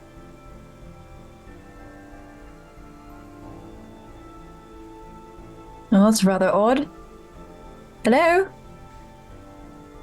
It's an animal. It is a bunny. I'm gonna go pick up the bunny. Perfect. Bunny snuggles up right underneath your arm. It's furry. It's got the ears. Cute little ears. It is white. Flinches his nose. Just kind of hops around, lands on your shoulder. So Vivi is has some pretty darn good training. She's a little sus of this situation. Sure. Trying to think, do I have any sort of anything that would help me try to suss this out? You don't Is this have something to new roll. to me? You Oh, don't okay, have great. to roll. I'm going to go ahead and say that your instincts kick in. The bunny can be seen as a clue as an investigator in Candela, even though you're newer in Candela. You understand that sometimes the supernatural likes to talk to you, and not all supernatural are bad. So this may be a sign to follow the white rabbit. All right, I'm going to set you down gently. Don't go anywhere. I'll be right back. And she like grabs like a glass of water real quick, like kind of like turns away and then turns back to the bunny. Where's the bunny? It's skedaddled right out of that room. Door open, like, do I have any Door- trace of where it might have been? It went underneath the door. You can open the door and see where it went. I open the door. When you look, it is scurrying back towards the ballroom floor. Oh dear, little rabbit, hold on. And she goes kind of running after it. We watch the scene change once again. And we are back to Cece. Cece. You're currently being led by Glenn. Or is it Glenn? Go ahead and do a read roll for me. Okay. I don't have 0. Not one of my best ones, but I don't have 0. That's a 4. Perfect. As far as you're aware, this is Glenn. He is here. He turns to you. I've never left your side.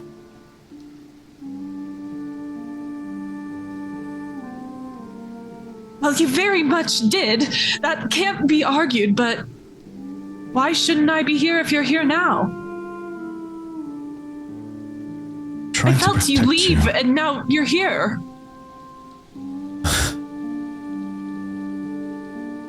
Don't you know yet?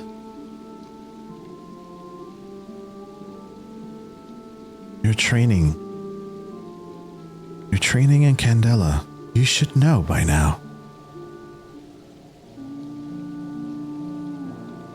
Doesn't something feel off?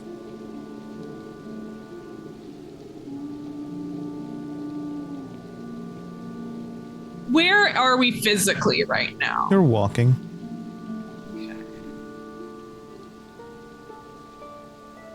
It always feels off. This whole thing existing is off. The fact that this has been around me this whole time and you never said something is off. Do you understand manifestations?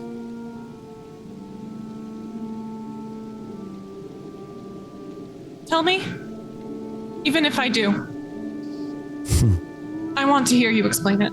You've always were the curious one. That's what I liked about you.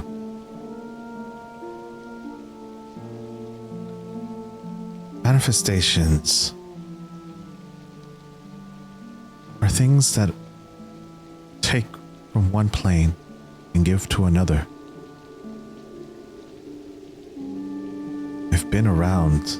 Yes, you're right, I did leave you. But as I always do, I come back.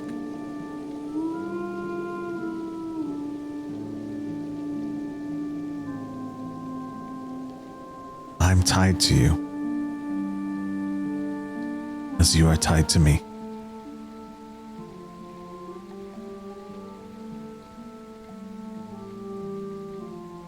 Can I reach out towards him like I'm wanting to take his hands? Sure. Describe to me what you want to do. I think it is very much just like a reach out, wanting, not knowing if this will be a physical contact thing that is possible. Sure. And wanting him to reach back. If he doesn't, I'll just kind of go to put my hand on his chest if he doesn't reach his hand out to meet mine. Sure. He tries to grab your cheek in a very endearing way, to cup it. Something he's done before. And when you do, it does feel like a physical hand, but your face goes through it.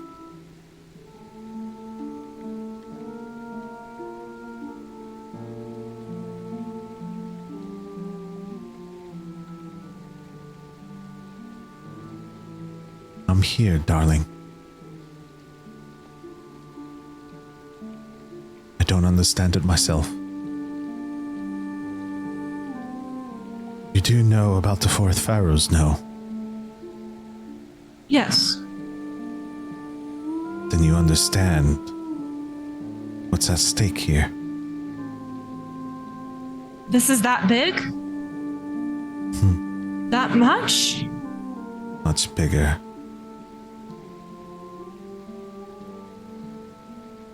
You're going to help, right? That you're not. If you're here because of me, that's all well and good. But you were involved in all of this before, and it's bigger than both of us. We have to both help, right? You hear two voices interrupt this moment. One of a young adolescent and one of an older gentleman.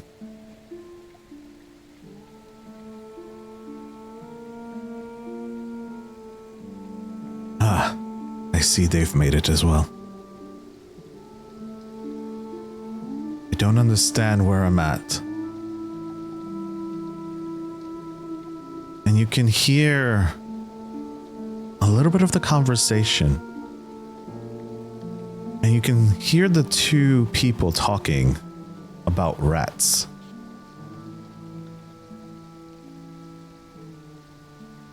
And how they should follow them.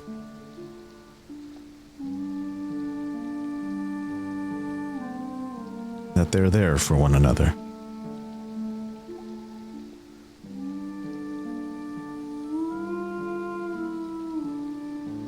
I think we might have some cats on our trail. You see, there are others here with me. And as he says that, we change scenes to Victor. Victor. You currently are starting to feel your heart race even quicker. At this point in time, the conversation you are having is someone of familiar voices.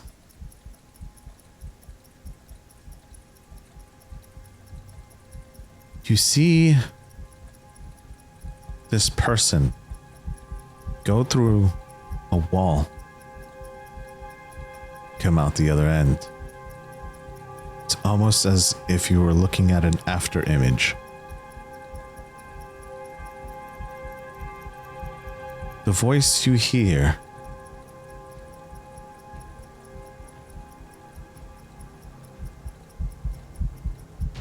What's wrong there, Victor?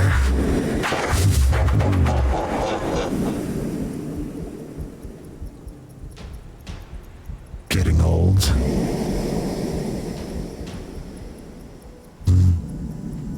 We all get a little old. Comes with time. You just still don't get it, do you? Explain it to me. Maybe say it in a way that actually makes sense. Now where's the fun in that?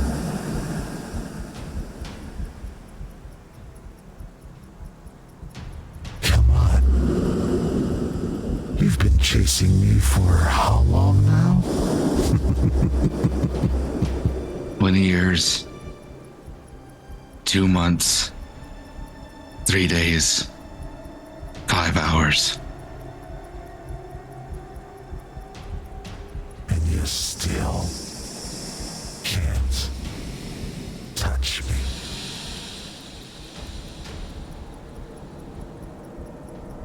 What does that say about you? You're gonna fail,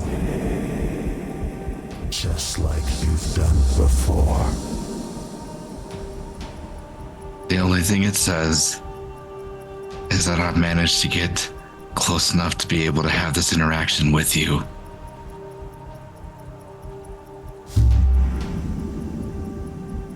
If I wasn't, you wouldn't even be entertaining me right now, would you? Am I entertaining you? Why else are you even spending a breath on me if I'm insignificant to you.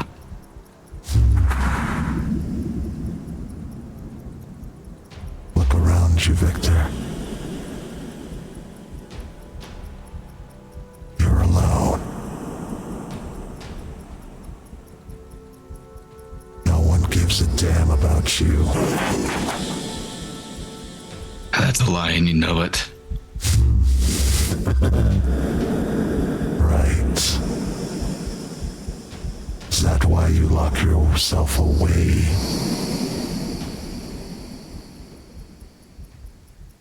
That's the last innocent thing that I have left.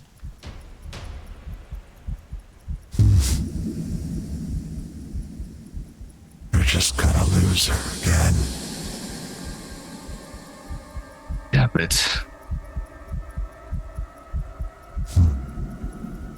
Time will tell. Go ahead and take 2 body as your heart is racing.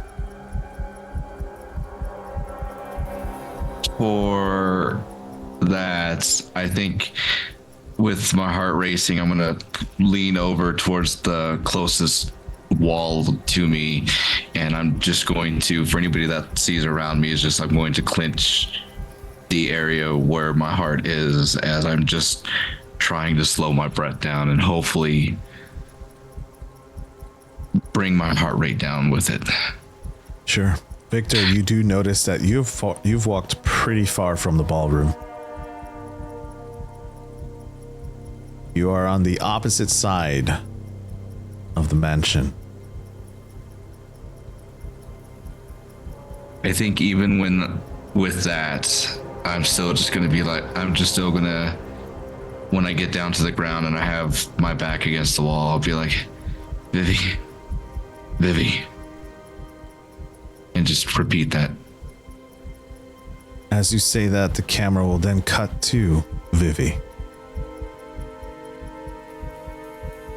You're in the ballroom, Vivi. The music is playing. People are having a good time, laughing. And then you start hearing your name. Vivi. Bonus? Vivi. I'm right here. Where are you? You're gonna see a figure, Vivi. A very familiar figure. And as you squint your eyes, in front of the camera, a person passes by, and the figure is no longer there.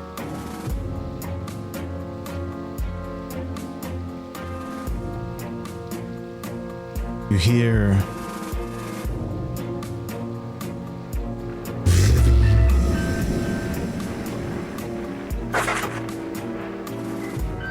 That voice isn't very nice, you know.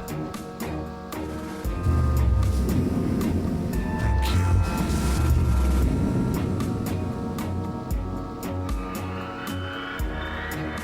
you. You know, you're a coward. Hiding behind tricks like this. Why don't you show yourself? As you say that, a person ends up behind you. Querida, Mi amor? how are you doing tonight? I'm a little frazzled. She's gonna Why? turn around. When you do, you see someone, and he lifts his mask and puts a flower, a white rose, in your hair.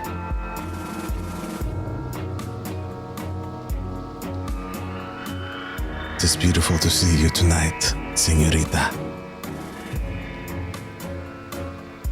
I didn't think I would see you tonight.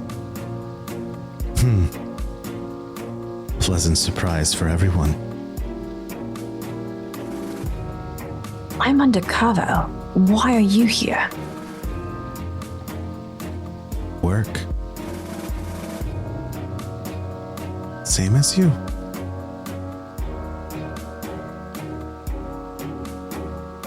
We're not in the war anymore, so what is it that you're up to? Didn't you get my letter? I've gotten all of your letters. Well,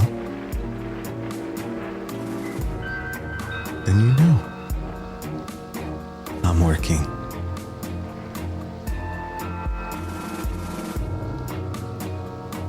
What is this all about? Tell me. You know, I'm tired of the charades. I'm tired of hiding. I've told you, we all wear masks. No? Yes, but you know they're going to stop you. We are going to stop you. You can try, querida. Vivi steps back and she goes into like a lunge, like in a full tango like lunge. Like it's almost as if she's about to fight, but this is a different kind of fight for her. He smiles and smirks and bows and poses in the same exact stance as you do. Now, querida, two can tango. And he will take your hand. And as you guys are in this pose, it's almost as if the entire room has now shifted their focus onto you. And a spotlight is now on both of you. You can see people taking the same exact stance as both of you. It's your move. Of course it is. So she gracefully like stands up, and in an Argentine tango she takes his arms and she puts her head down onto his chest, and oftentimes like the connection between the partners is through the chest when you dance tango. And so usually it's about the man who leads in tango, but you can feel Vivi's resistance, like not wanting to follow his lead. But I feel like he has a stronger like grip on her back. So anytime she resists, he moves his feet in between hers and basically forces her legs to do a move. And if you've ever watched tango before, you can see that she does like the flicks and tries to get around him, but he counters her enough that you just see this kind of like almost jerky like movement, but she's still graceful and like lands each lunge where she like sweeps her legs in, and she basically whispers to him, "This is the only time I will ever let you lead." Rusty, I still see. Don't make excuses. Oh, she pushes him away on that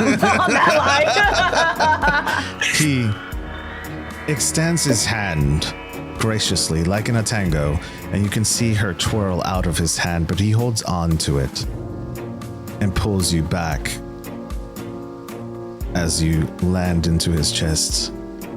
I'll say this. I think Sure. Vivi would probably kick her leg up, almost as if she's going to wrap her leg to take him down like by his neck. But because he pulls her in, she's caught in a split, basically with her leg up over his shoulder, and he like drags her across the floor. Perfect. As you guys are watching this from above, you can see the entire room doing these same exact moves, as they're all in sync with one another.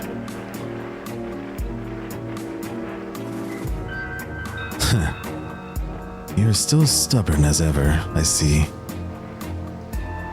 So are you.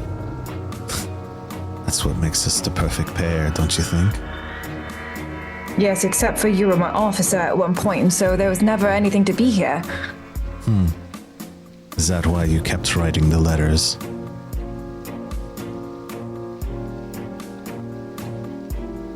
I wrote those letters because I was lonely. Yeah? How about now? Doesn't matter anymore. No, I have friends. I have people who care about me in this line of work. I have my brother, I think. Where is he now? He's here. Is he? And he'll kind of slingshot you out and let you twirl in the dance floor by yourself for a second. And you can take a moment to take a glance around the room. Oh, I look for my brother. Again. He is not there to be found. I think a small tear probably comes down, but she like wipes it away just in time before like she sees him again. That's not fair. You manipulated this situation. I did no such thing. Your brother's obsession will be his downfall. His obsession with what? Catching a ghost. What ghost? Clearly you know who it is. Or what it is. Spoilers.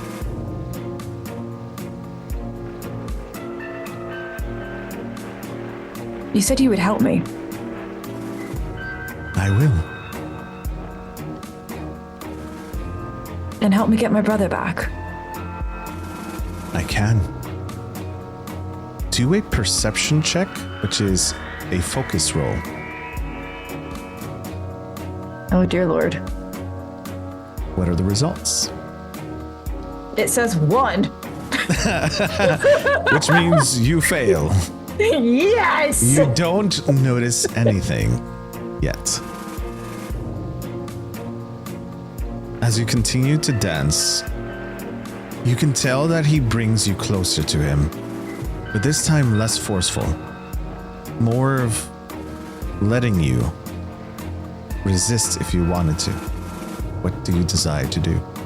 I think because she doesn't see her brother, or really anyone that she like truly recognizes, I think she actually settles in the embrace a little bit because it's been a minute since someone's held her close.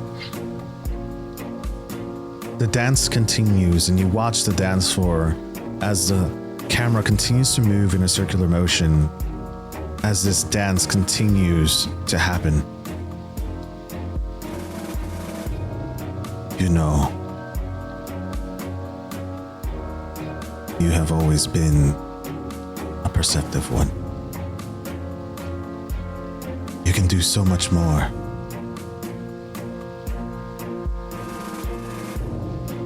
Why do you decide to just sit on the sidelines? It's easier to go unnoticed on the sidelines. You taught me that, did you not? During the war, I always was supposed to blend in. Yeah. You're right. He chuckles as this is a conversation that he knows he isn't gonna win. But as he continues to look at you, he lifts your mask.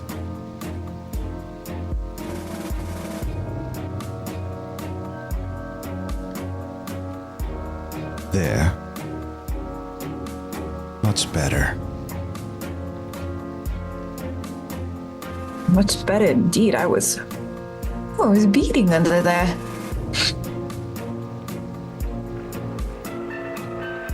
You've always been my Alice.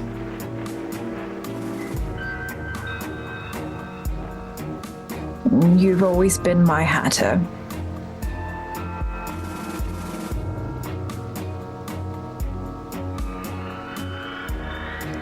the scene will continue as he grabs now a bouquet of roses and gives them to you. We're gonna go ahead and cut there to Myra and M.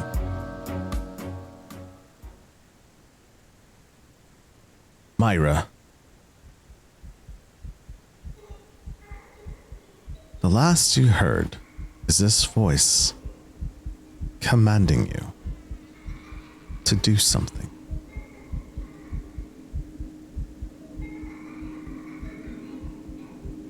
What do you decide to do?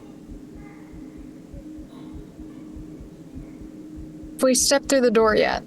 Yes.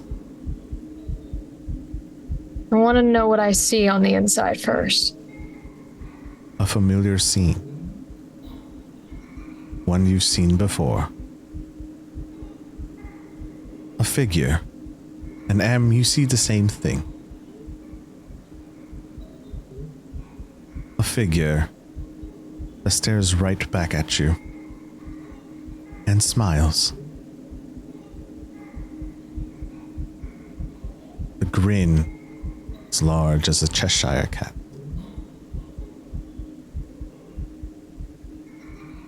You?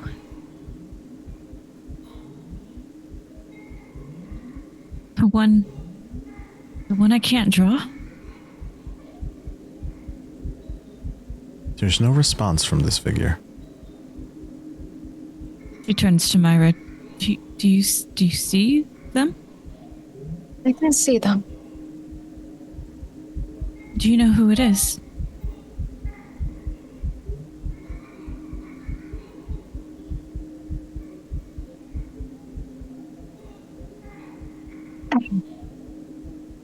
Can I... this creature's not given a response, but can I want to see if there's any way to figure out how much of this is something that I would expect to be able to get myself out of, or I know that whatever's controlling it is going to have to be the one to end it and get us back to reality. You can sense that this thing that's in front of you, and I'm speaking to M, the thing that's in front of you is not controlling this area. If anything, it's curious to see what you're doing here. As you raise a hand, it also raises a hand. You move your face, it also moves its face. Curiouser and curiouser.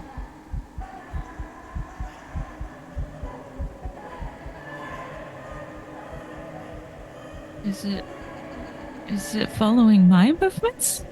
It's following your movements right now. Why not Myra? What's Myra doing? She definitely hasn't moved. It's more of an analyzation of another person joining her. Why they're here, what exactly that means, and whether or not the voice and the command is listening.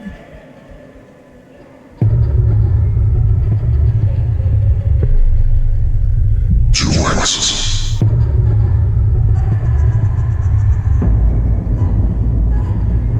What are you waiting for?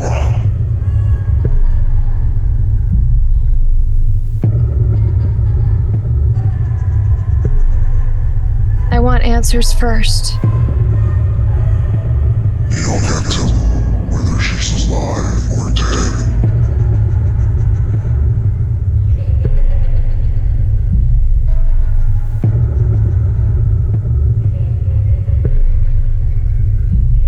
Why here?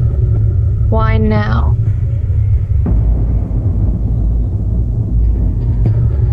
Don't worry about those questions, dear.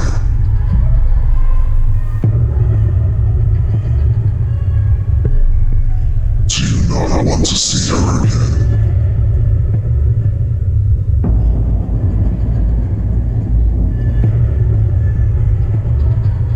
You ask a gardener to trim your roses. They expect to get paid. Fair enough.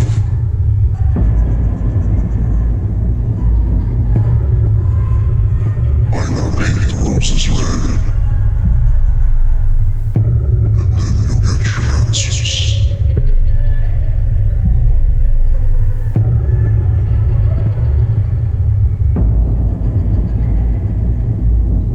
And I'll turn to M.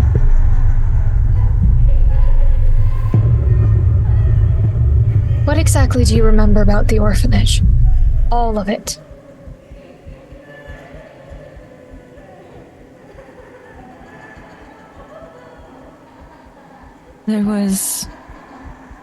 There were other women called matrons.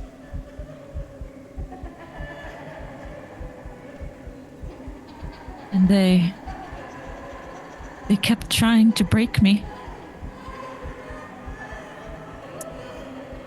They kept trying to make me into what they were.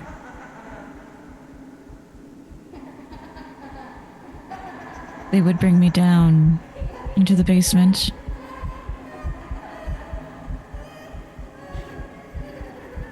They would be having these rituals. It was dark and there was candles and furnace. And they had these long pieces of iron with designs on the ends of them.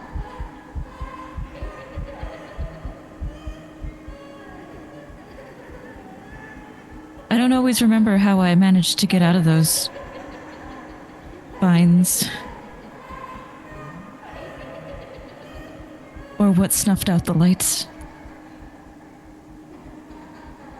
But more than once, they couldn't brand me.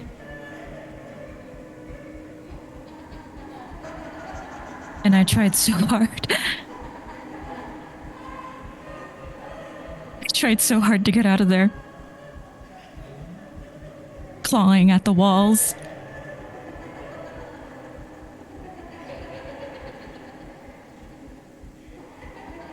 And I would look at all of you, younger than me, knowing that someday that they would try and do the same thing to you. And knowing that there was nothing I could do to take you all with me.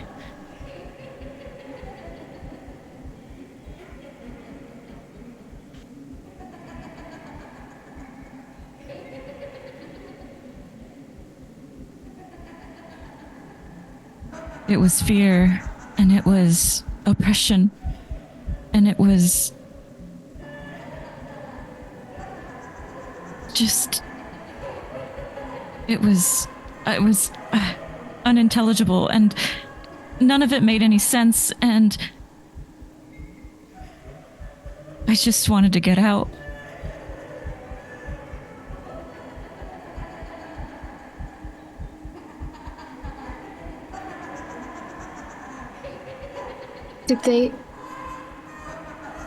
Did they ever manage to put the brand on? No. And it's fuzzy. I don't remember what it was that got me out of there, or out of those moments. As that conversation happens, the dark aura that was around you in the hallway disappear. You're no longer in this hallway. you find yourselves on top of a stairwell that can lead into the ballroom. What do you decide to do? How did we get up here? Does it feel like we're back to reality? For the moment, it does. As I look down, do I see our other circle mates? When you see down below, you see Vivi. And you see someone with Vivi.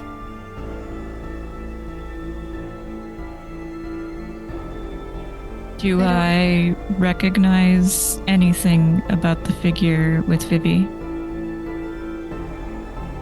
You do. However, what you're going to roll for isn't to see if you recognize the figure. It's if you can see something else. So I need you to do a focus roll for me.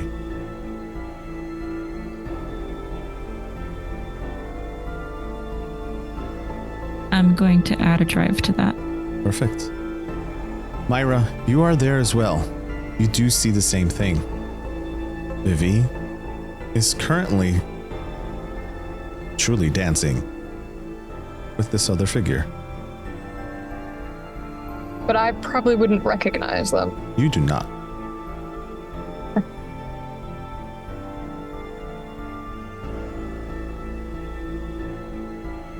I got a 6 on the gilded, Perfect. 5 on the regular, and 1 on the drive. You remember from one of your drawings this exact moment. You see Vivi. You see another figure. And what you notice, and you thought it was part of a picture, but this time, seeing it now into play, you can see a red string coming from his back. Oh no.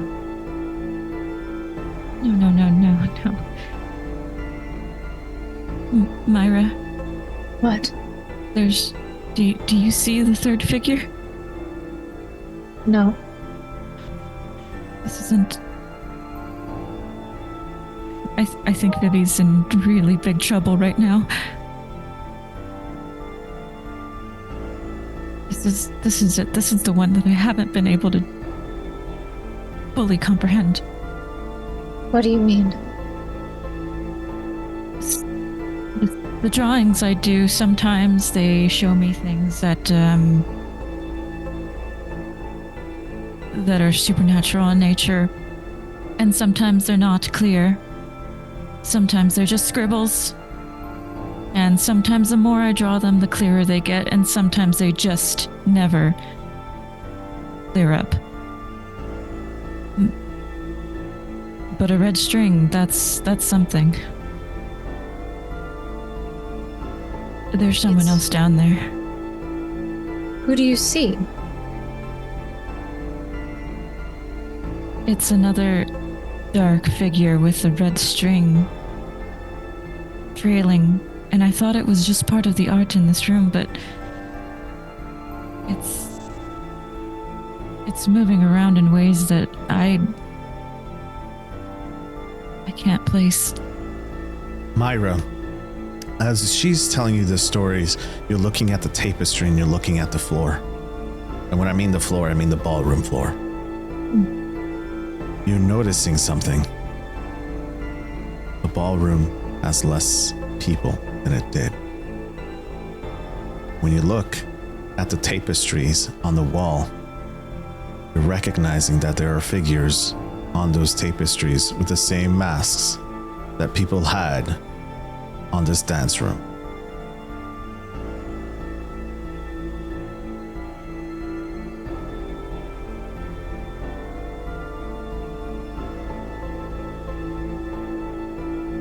Well, We have narrowly avoided one casualty tonight. Let's go save another. Let's. And I'll head straight towards him. And yeah, I will also make my way down the stairs The towards. camera will cut to Victor. Victor, you are currently grasping for air, holding onto your chest and your heart. Your heart is beating quickly.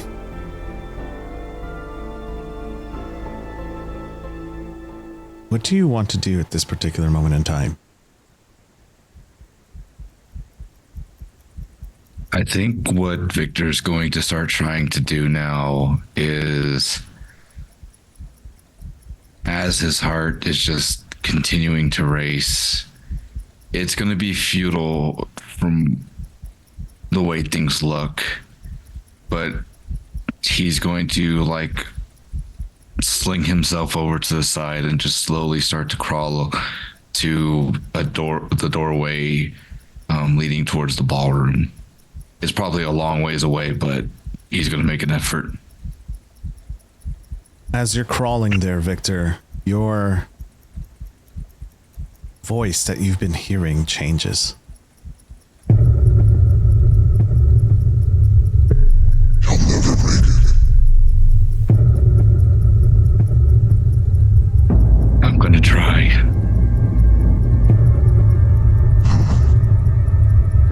I've told you. You're chasing a ghost. Am I though? Am I really? Or is this just some way to get me off of your trail?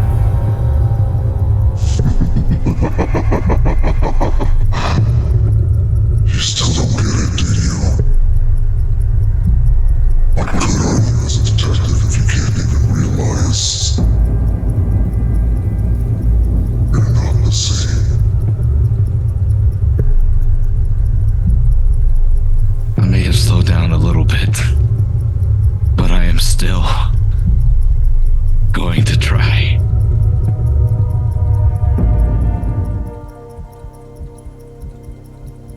When are you going to realize this is all in your head? I think at that point when I hear that voice, you're just gonna hear me shout out, "It's not in my head," as loud as it can be. With that, you clear up. Your heart stops. Take a body. So what happens if I get 3? You're still good. On the fourth one, you're down. Okay.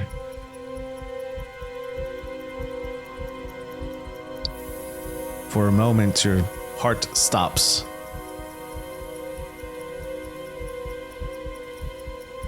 But comes back.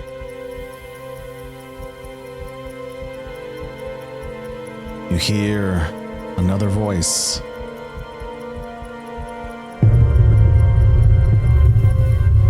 You keep pushing yourself for no reason.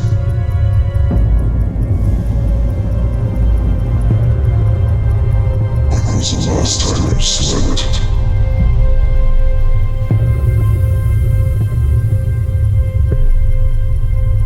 What does it matter? How are you going to help her if you can't even help yourself?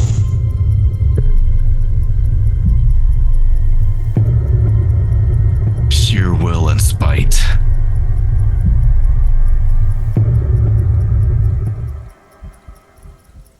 You hear these voices, Victor.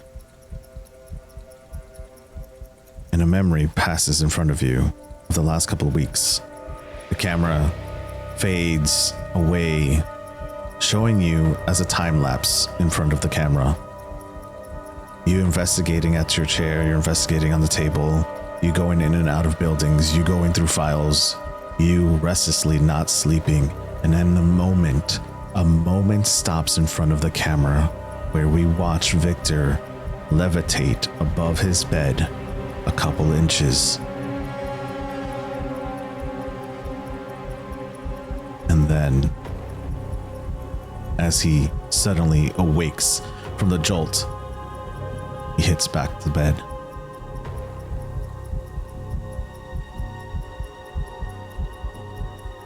Victor, you've been chasing this person for a long time. You've made it finally back to the ballroom. The ticking in your ear is getting louder. This time, you see your sister. She is dancing with someone on the dance floor. Make a read roll for me.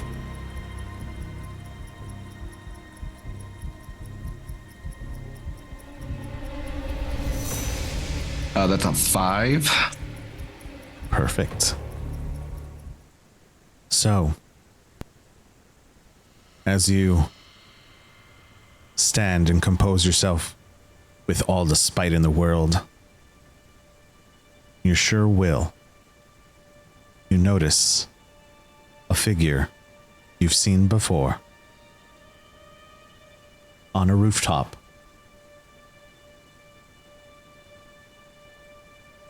Where your lightkeeper was tossed over the edge.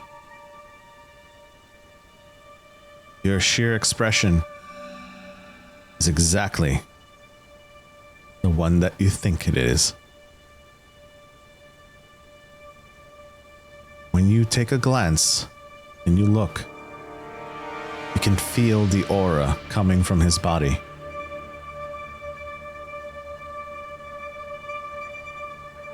Take a brain. Oh, God. How is Victor feeling right now? A whole lot of anger right now.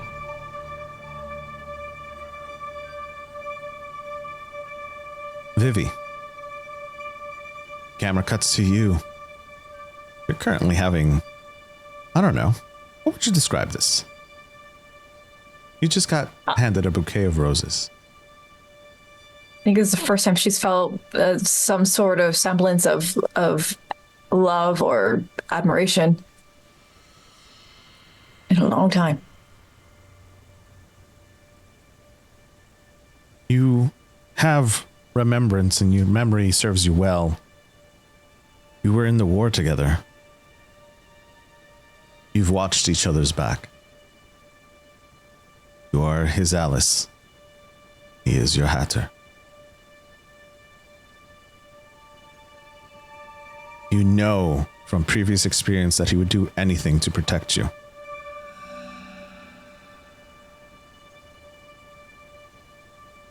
When you look into his eyes, you know he's not lying. He's to you. Everything he's said does not come from a place of malice. But you do see something is off. Go ahead and roll another read roll for me.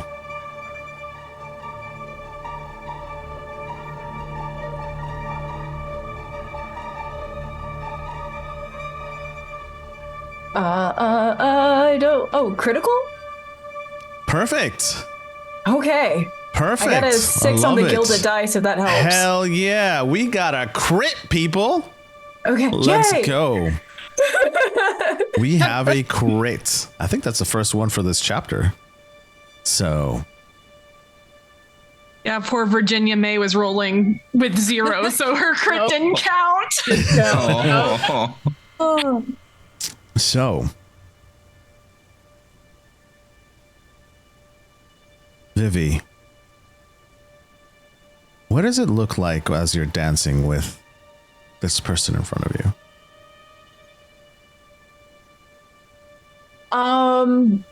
I assume it's still kind of a tango situation, or just regular dancing. Yeah, it's a regular old tango. So she's holding the flowers in one like hand, like against his back, and like dancing with him. And I think it's a little bit more playful now, with the lag work kind of encapsulating one another with a couple of like flirty flicks and stuff like that. Her demeanor is very very flirty now. Like she's like happy to see him. Like she knows who he is. She feels comfortable. She is keeping an eye out for anyone that she recognizes, but she's a little bit more in her bubble than she seemed before. He brushes your face and your hair back. He loves to look at your face. And he's taking the hair away. He's really trying to take care of you in the most gentle way possible.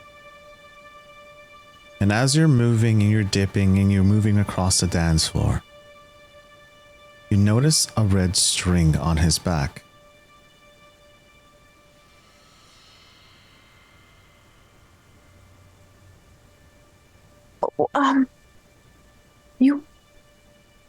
You have something behind you. And she tries to reach out for it. We'll cut to Myra and M. Both of you can see the dance floor. You can see, I'm pretty sure, on Vivi's face, the time of her life. It's been a long time since she's been happy. She truly feels joy. But you see her reach towards this string. You get one action. What do you want to do? I take out my embroidery scissors. Okay. And try and snip it before she reaches it. Sure. Perfect. Go ahead and roll a strike roll for me. Oh, God. I'll add to that if I can. Sure. How are you going to get that? I will, as I see M pulling out the scissors, going for trying to cut the thread. Sure. You might kill me for this. No. I want to barrel into the guy. Just like try to knock him entirely over. Barrel into, be more specific for those who are listening. Yeah, so if she's going to cut the string and Vivi's trying to reach behind him, then I'm just going to try and maybe a clearer form would be separate Vivi and this man while she goes to cut the string. Okay. All right. While we wait for the roll, we're going to cut. I'm going to burn another drive. Okay. Well, I can do that as a separate roll, or I can add. You're going to add to her roll? So you're going to add a drive to her roll. Okay. And then we're going to cut to Victor. Victor, you just see your sister for the very first time. She's happy. She's smiling. But you see this guy in front of you. You've seen him. He killed your lightkeeper. What's going through Victor's head? Less thinking and more movements. As I see them both, I recognize him. Flashbacks to when me and Echo were on top of the roof with Naomi. And as everything that transpires happens, Victor's feet will just immediately start to move quickly, and he'll begin pushing through the crowd, trying to reach him. And the camera will cut to Echo. Echo, the last thing you heard is a voice inside your head that said, "Help me." And it seemed to be fleeting. You chased after the voice. And in front of you, you see two people you recognize. You see Dr. Diantha. And you also see Mason.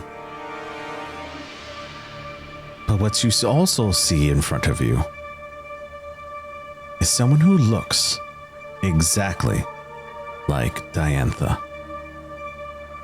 And she is holding a sharp knife to someone's throat.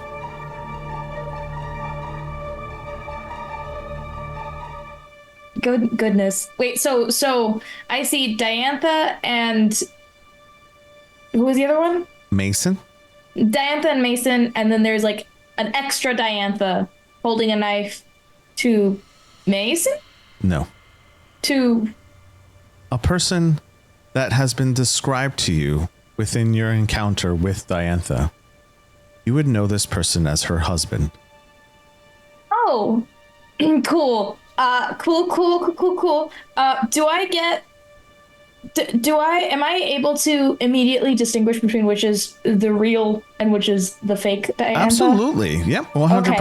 Diantha is the one not holding the bad guy. Yeah. Okay. Echo is currently in this weird kind of confusion, trying to kind of echolocate, but Alice, and also trying to figure out where everybody else is, and also what is happening. And sure. So I think, given this immediate kind of situation that's happening, she's gonna run up and try to, I guess, physically push fake Diantha off. Sure. So whoever this is. Here's what I'm going to tell you to do. We're not going to roll for this right now. We're going to put a pin into the scene. However, what you're going to see and what the camera's going to do is your feet start to move. The camera shifts to what we can suspect is Diantha's sister holding a knife to her husband. And we see Mason chasing after Annie up the stairs. Oh, I see Annie. You do now. So, we're going to go ahead and switch the scenes over to Cece. Cece, you've been told now that you have never been alone. Your husband has been with you this entire time, but you can't feel him. But he exists in this plane. You asked him for help. He's trying to provide that help to you. He's trying to lead you out of the ball.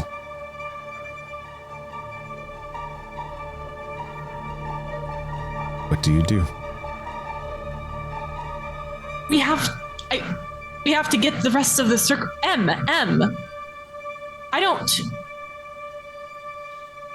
I don't have a lightkeeper anymore, but another one told us that we had to protect M, and where is she? We need to get her out too. You can deter that you've been being led out towards the side of this mansion, away from the ballroom. You can turn around if you choose to do so and ignore the warnings from your husband. Or you can leave.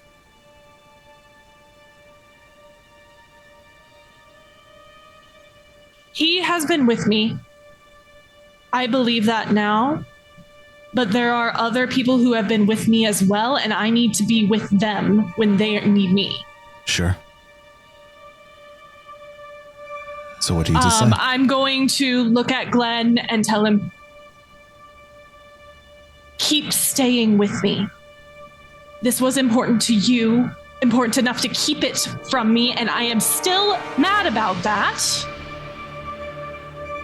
And now it's important to both of us, or at least it should be.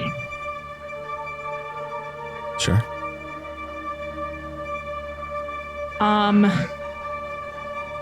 And I can't grab his wrist and drag him with me. No, you cannot. I think I still make the motion as if I was going to, and my hand just slips through as I move forward back towards the ballroom. So Cece, you run back towards the ballroom. We're going to go back to M and Myra. And what was your result? On the 3 dice, I got a 1, a 2, and a 4. You have a partial success.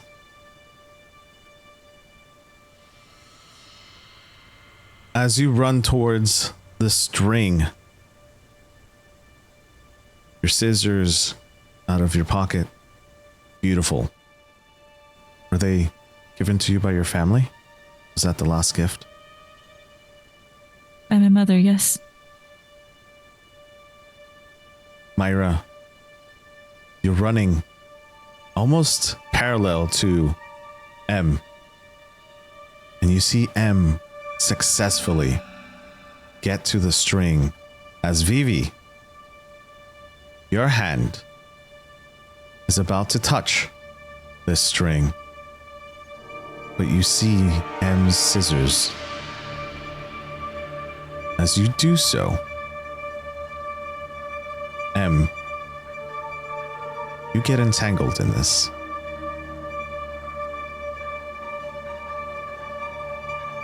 The strings start to wrap around you. You can roll a move roll to try to avoid being caught and entangled.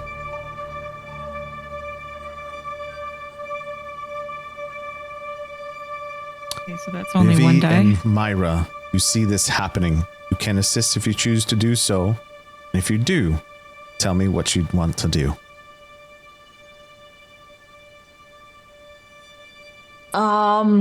I believe I have a gilded die in like control. So you'll be using your drives.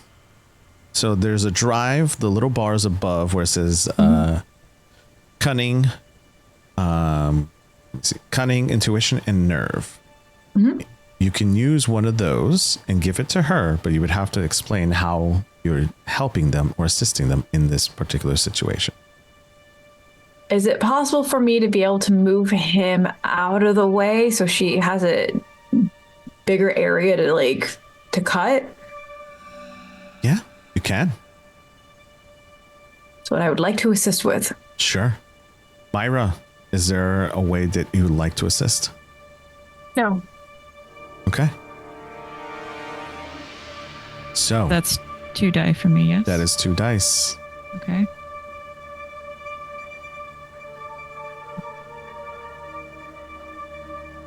It's a 1 and a 3. Do not successfully get out of this entanglement. You watch as M gets entangled within this string. M, what are the last things you see before you're drawn away? Is a figure standing far away with a hat, a cane, a scar over his eye, some shoes, and he smiles. The camera then pans back to Vivi. You watch as M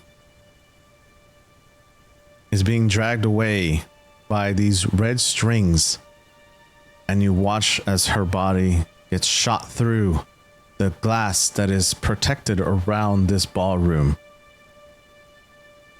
M, you take 2 body.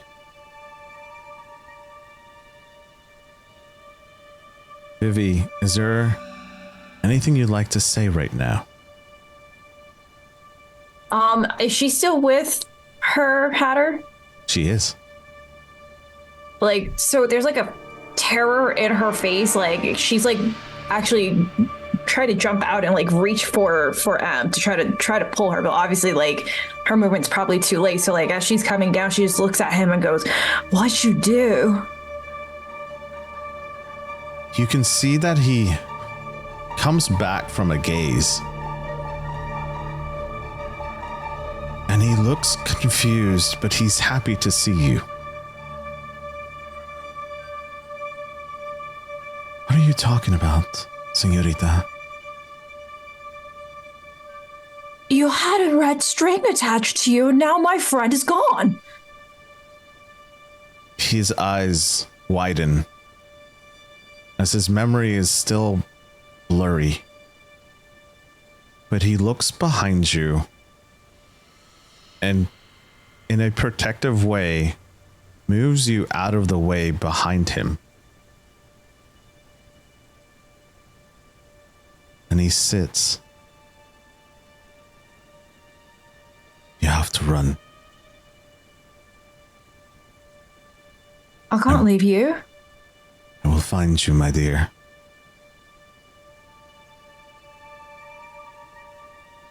She bolts. Like, that's her commanding officer, so if he tells her something, she's gonna do it. One of the last things that he does is give you a card. It's a magic trick, one that you're familiar with. And he brings out Queen of Hearts. And he gives it to you. As you bolt.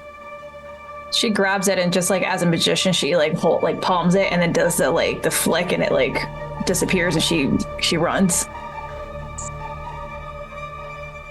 The camera looks over now to what we know as the Hatter. As we watch the camera, watch Vivi run away, and Victor. Camera pans to you as you watch your sister now run away from the person you're pursuing. What do you do?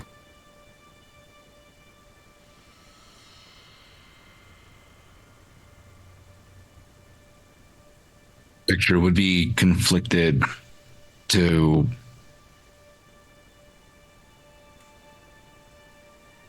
either take down the Hatter, but also seeing his sister running away. Before it goes to an even, how do you say, before his rage gets even stronger, and as he gets closer and closer, and whenever he's in close distance, he is going to grab him at the waist and then slam him down on the ground and begin to beat him in his face and saying, "This is for Naomi. This is for everything that you've done. And I don't know what the hell you did to my sister, but this is for her too. And I am just going to lay fists on him." It just a blind rage. Absolutely. There is no resistance coming from him. And as you're wailing on him, a cane is felt on your shoulder. A familiar hand is placed. Stand up, mijo. He's not the one you're looking for.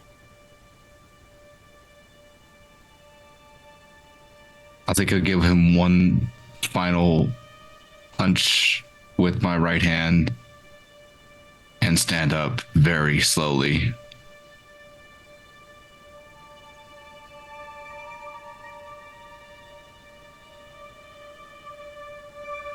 If it's not him, then who is it? The camera pans away from this figure. The person that you see in front of you is Kaz. The person that the camera focused on earlier is not Kaz.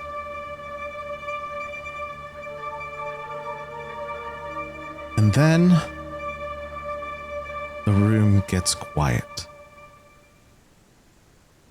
The camera pans to a running Vivi,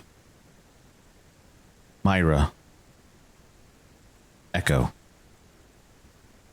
M, and Cece.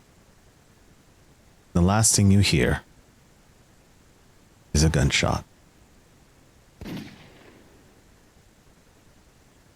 The camera blurs in and out of vision. We watch the camera look down at some hands clutched to its chest.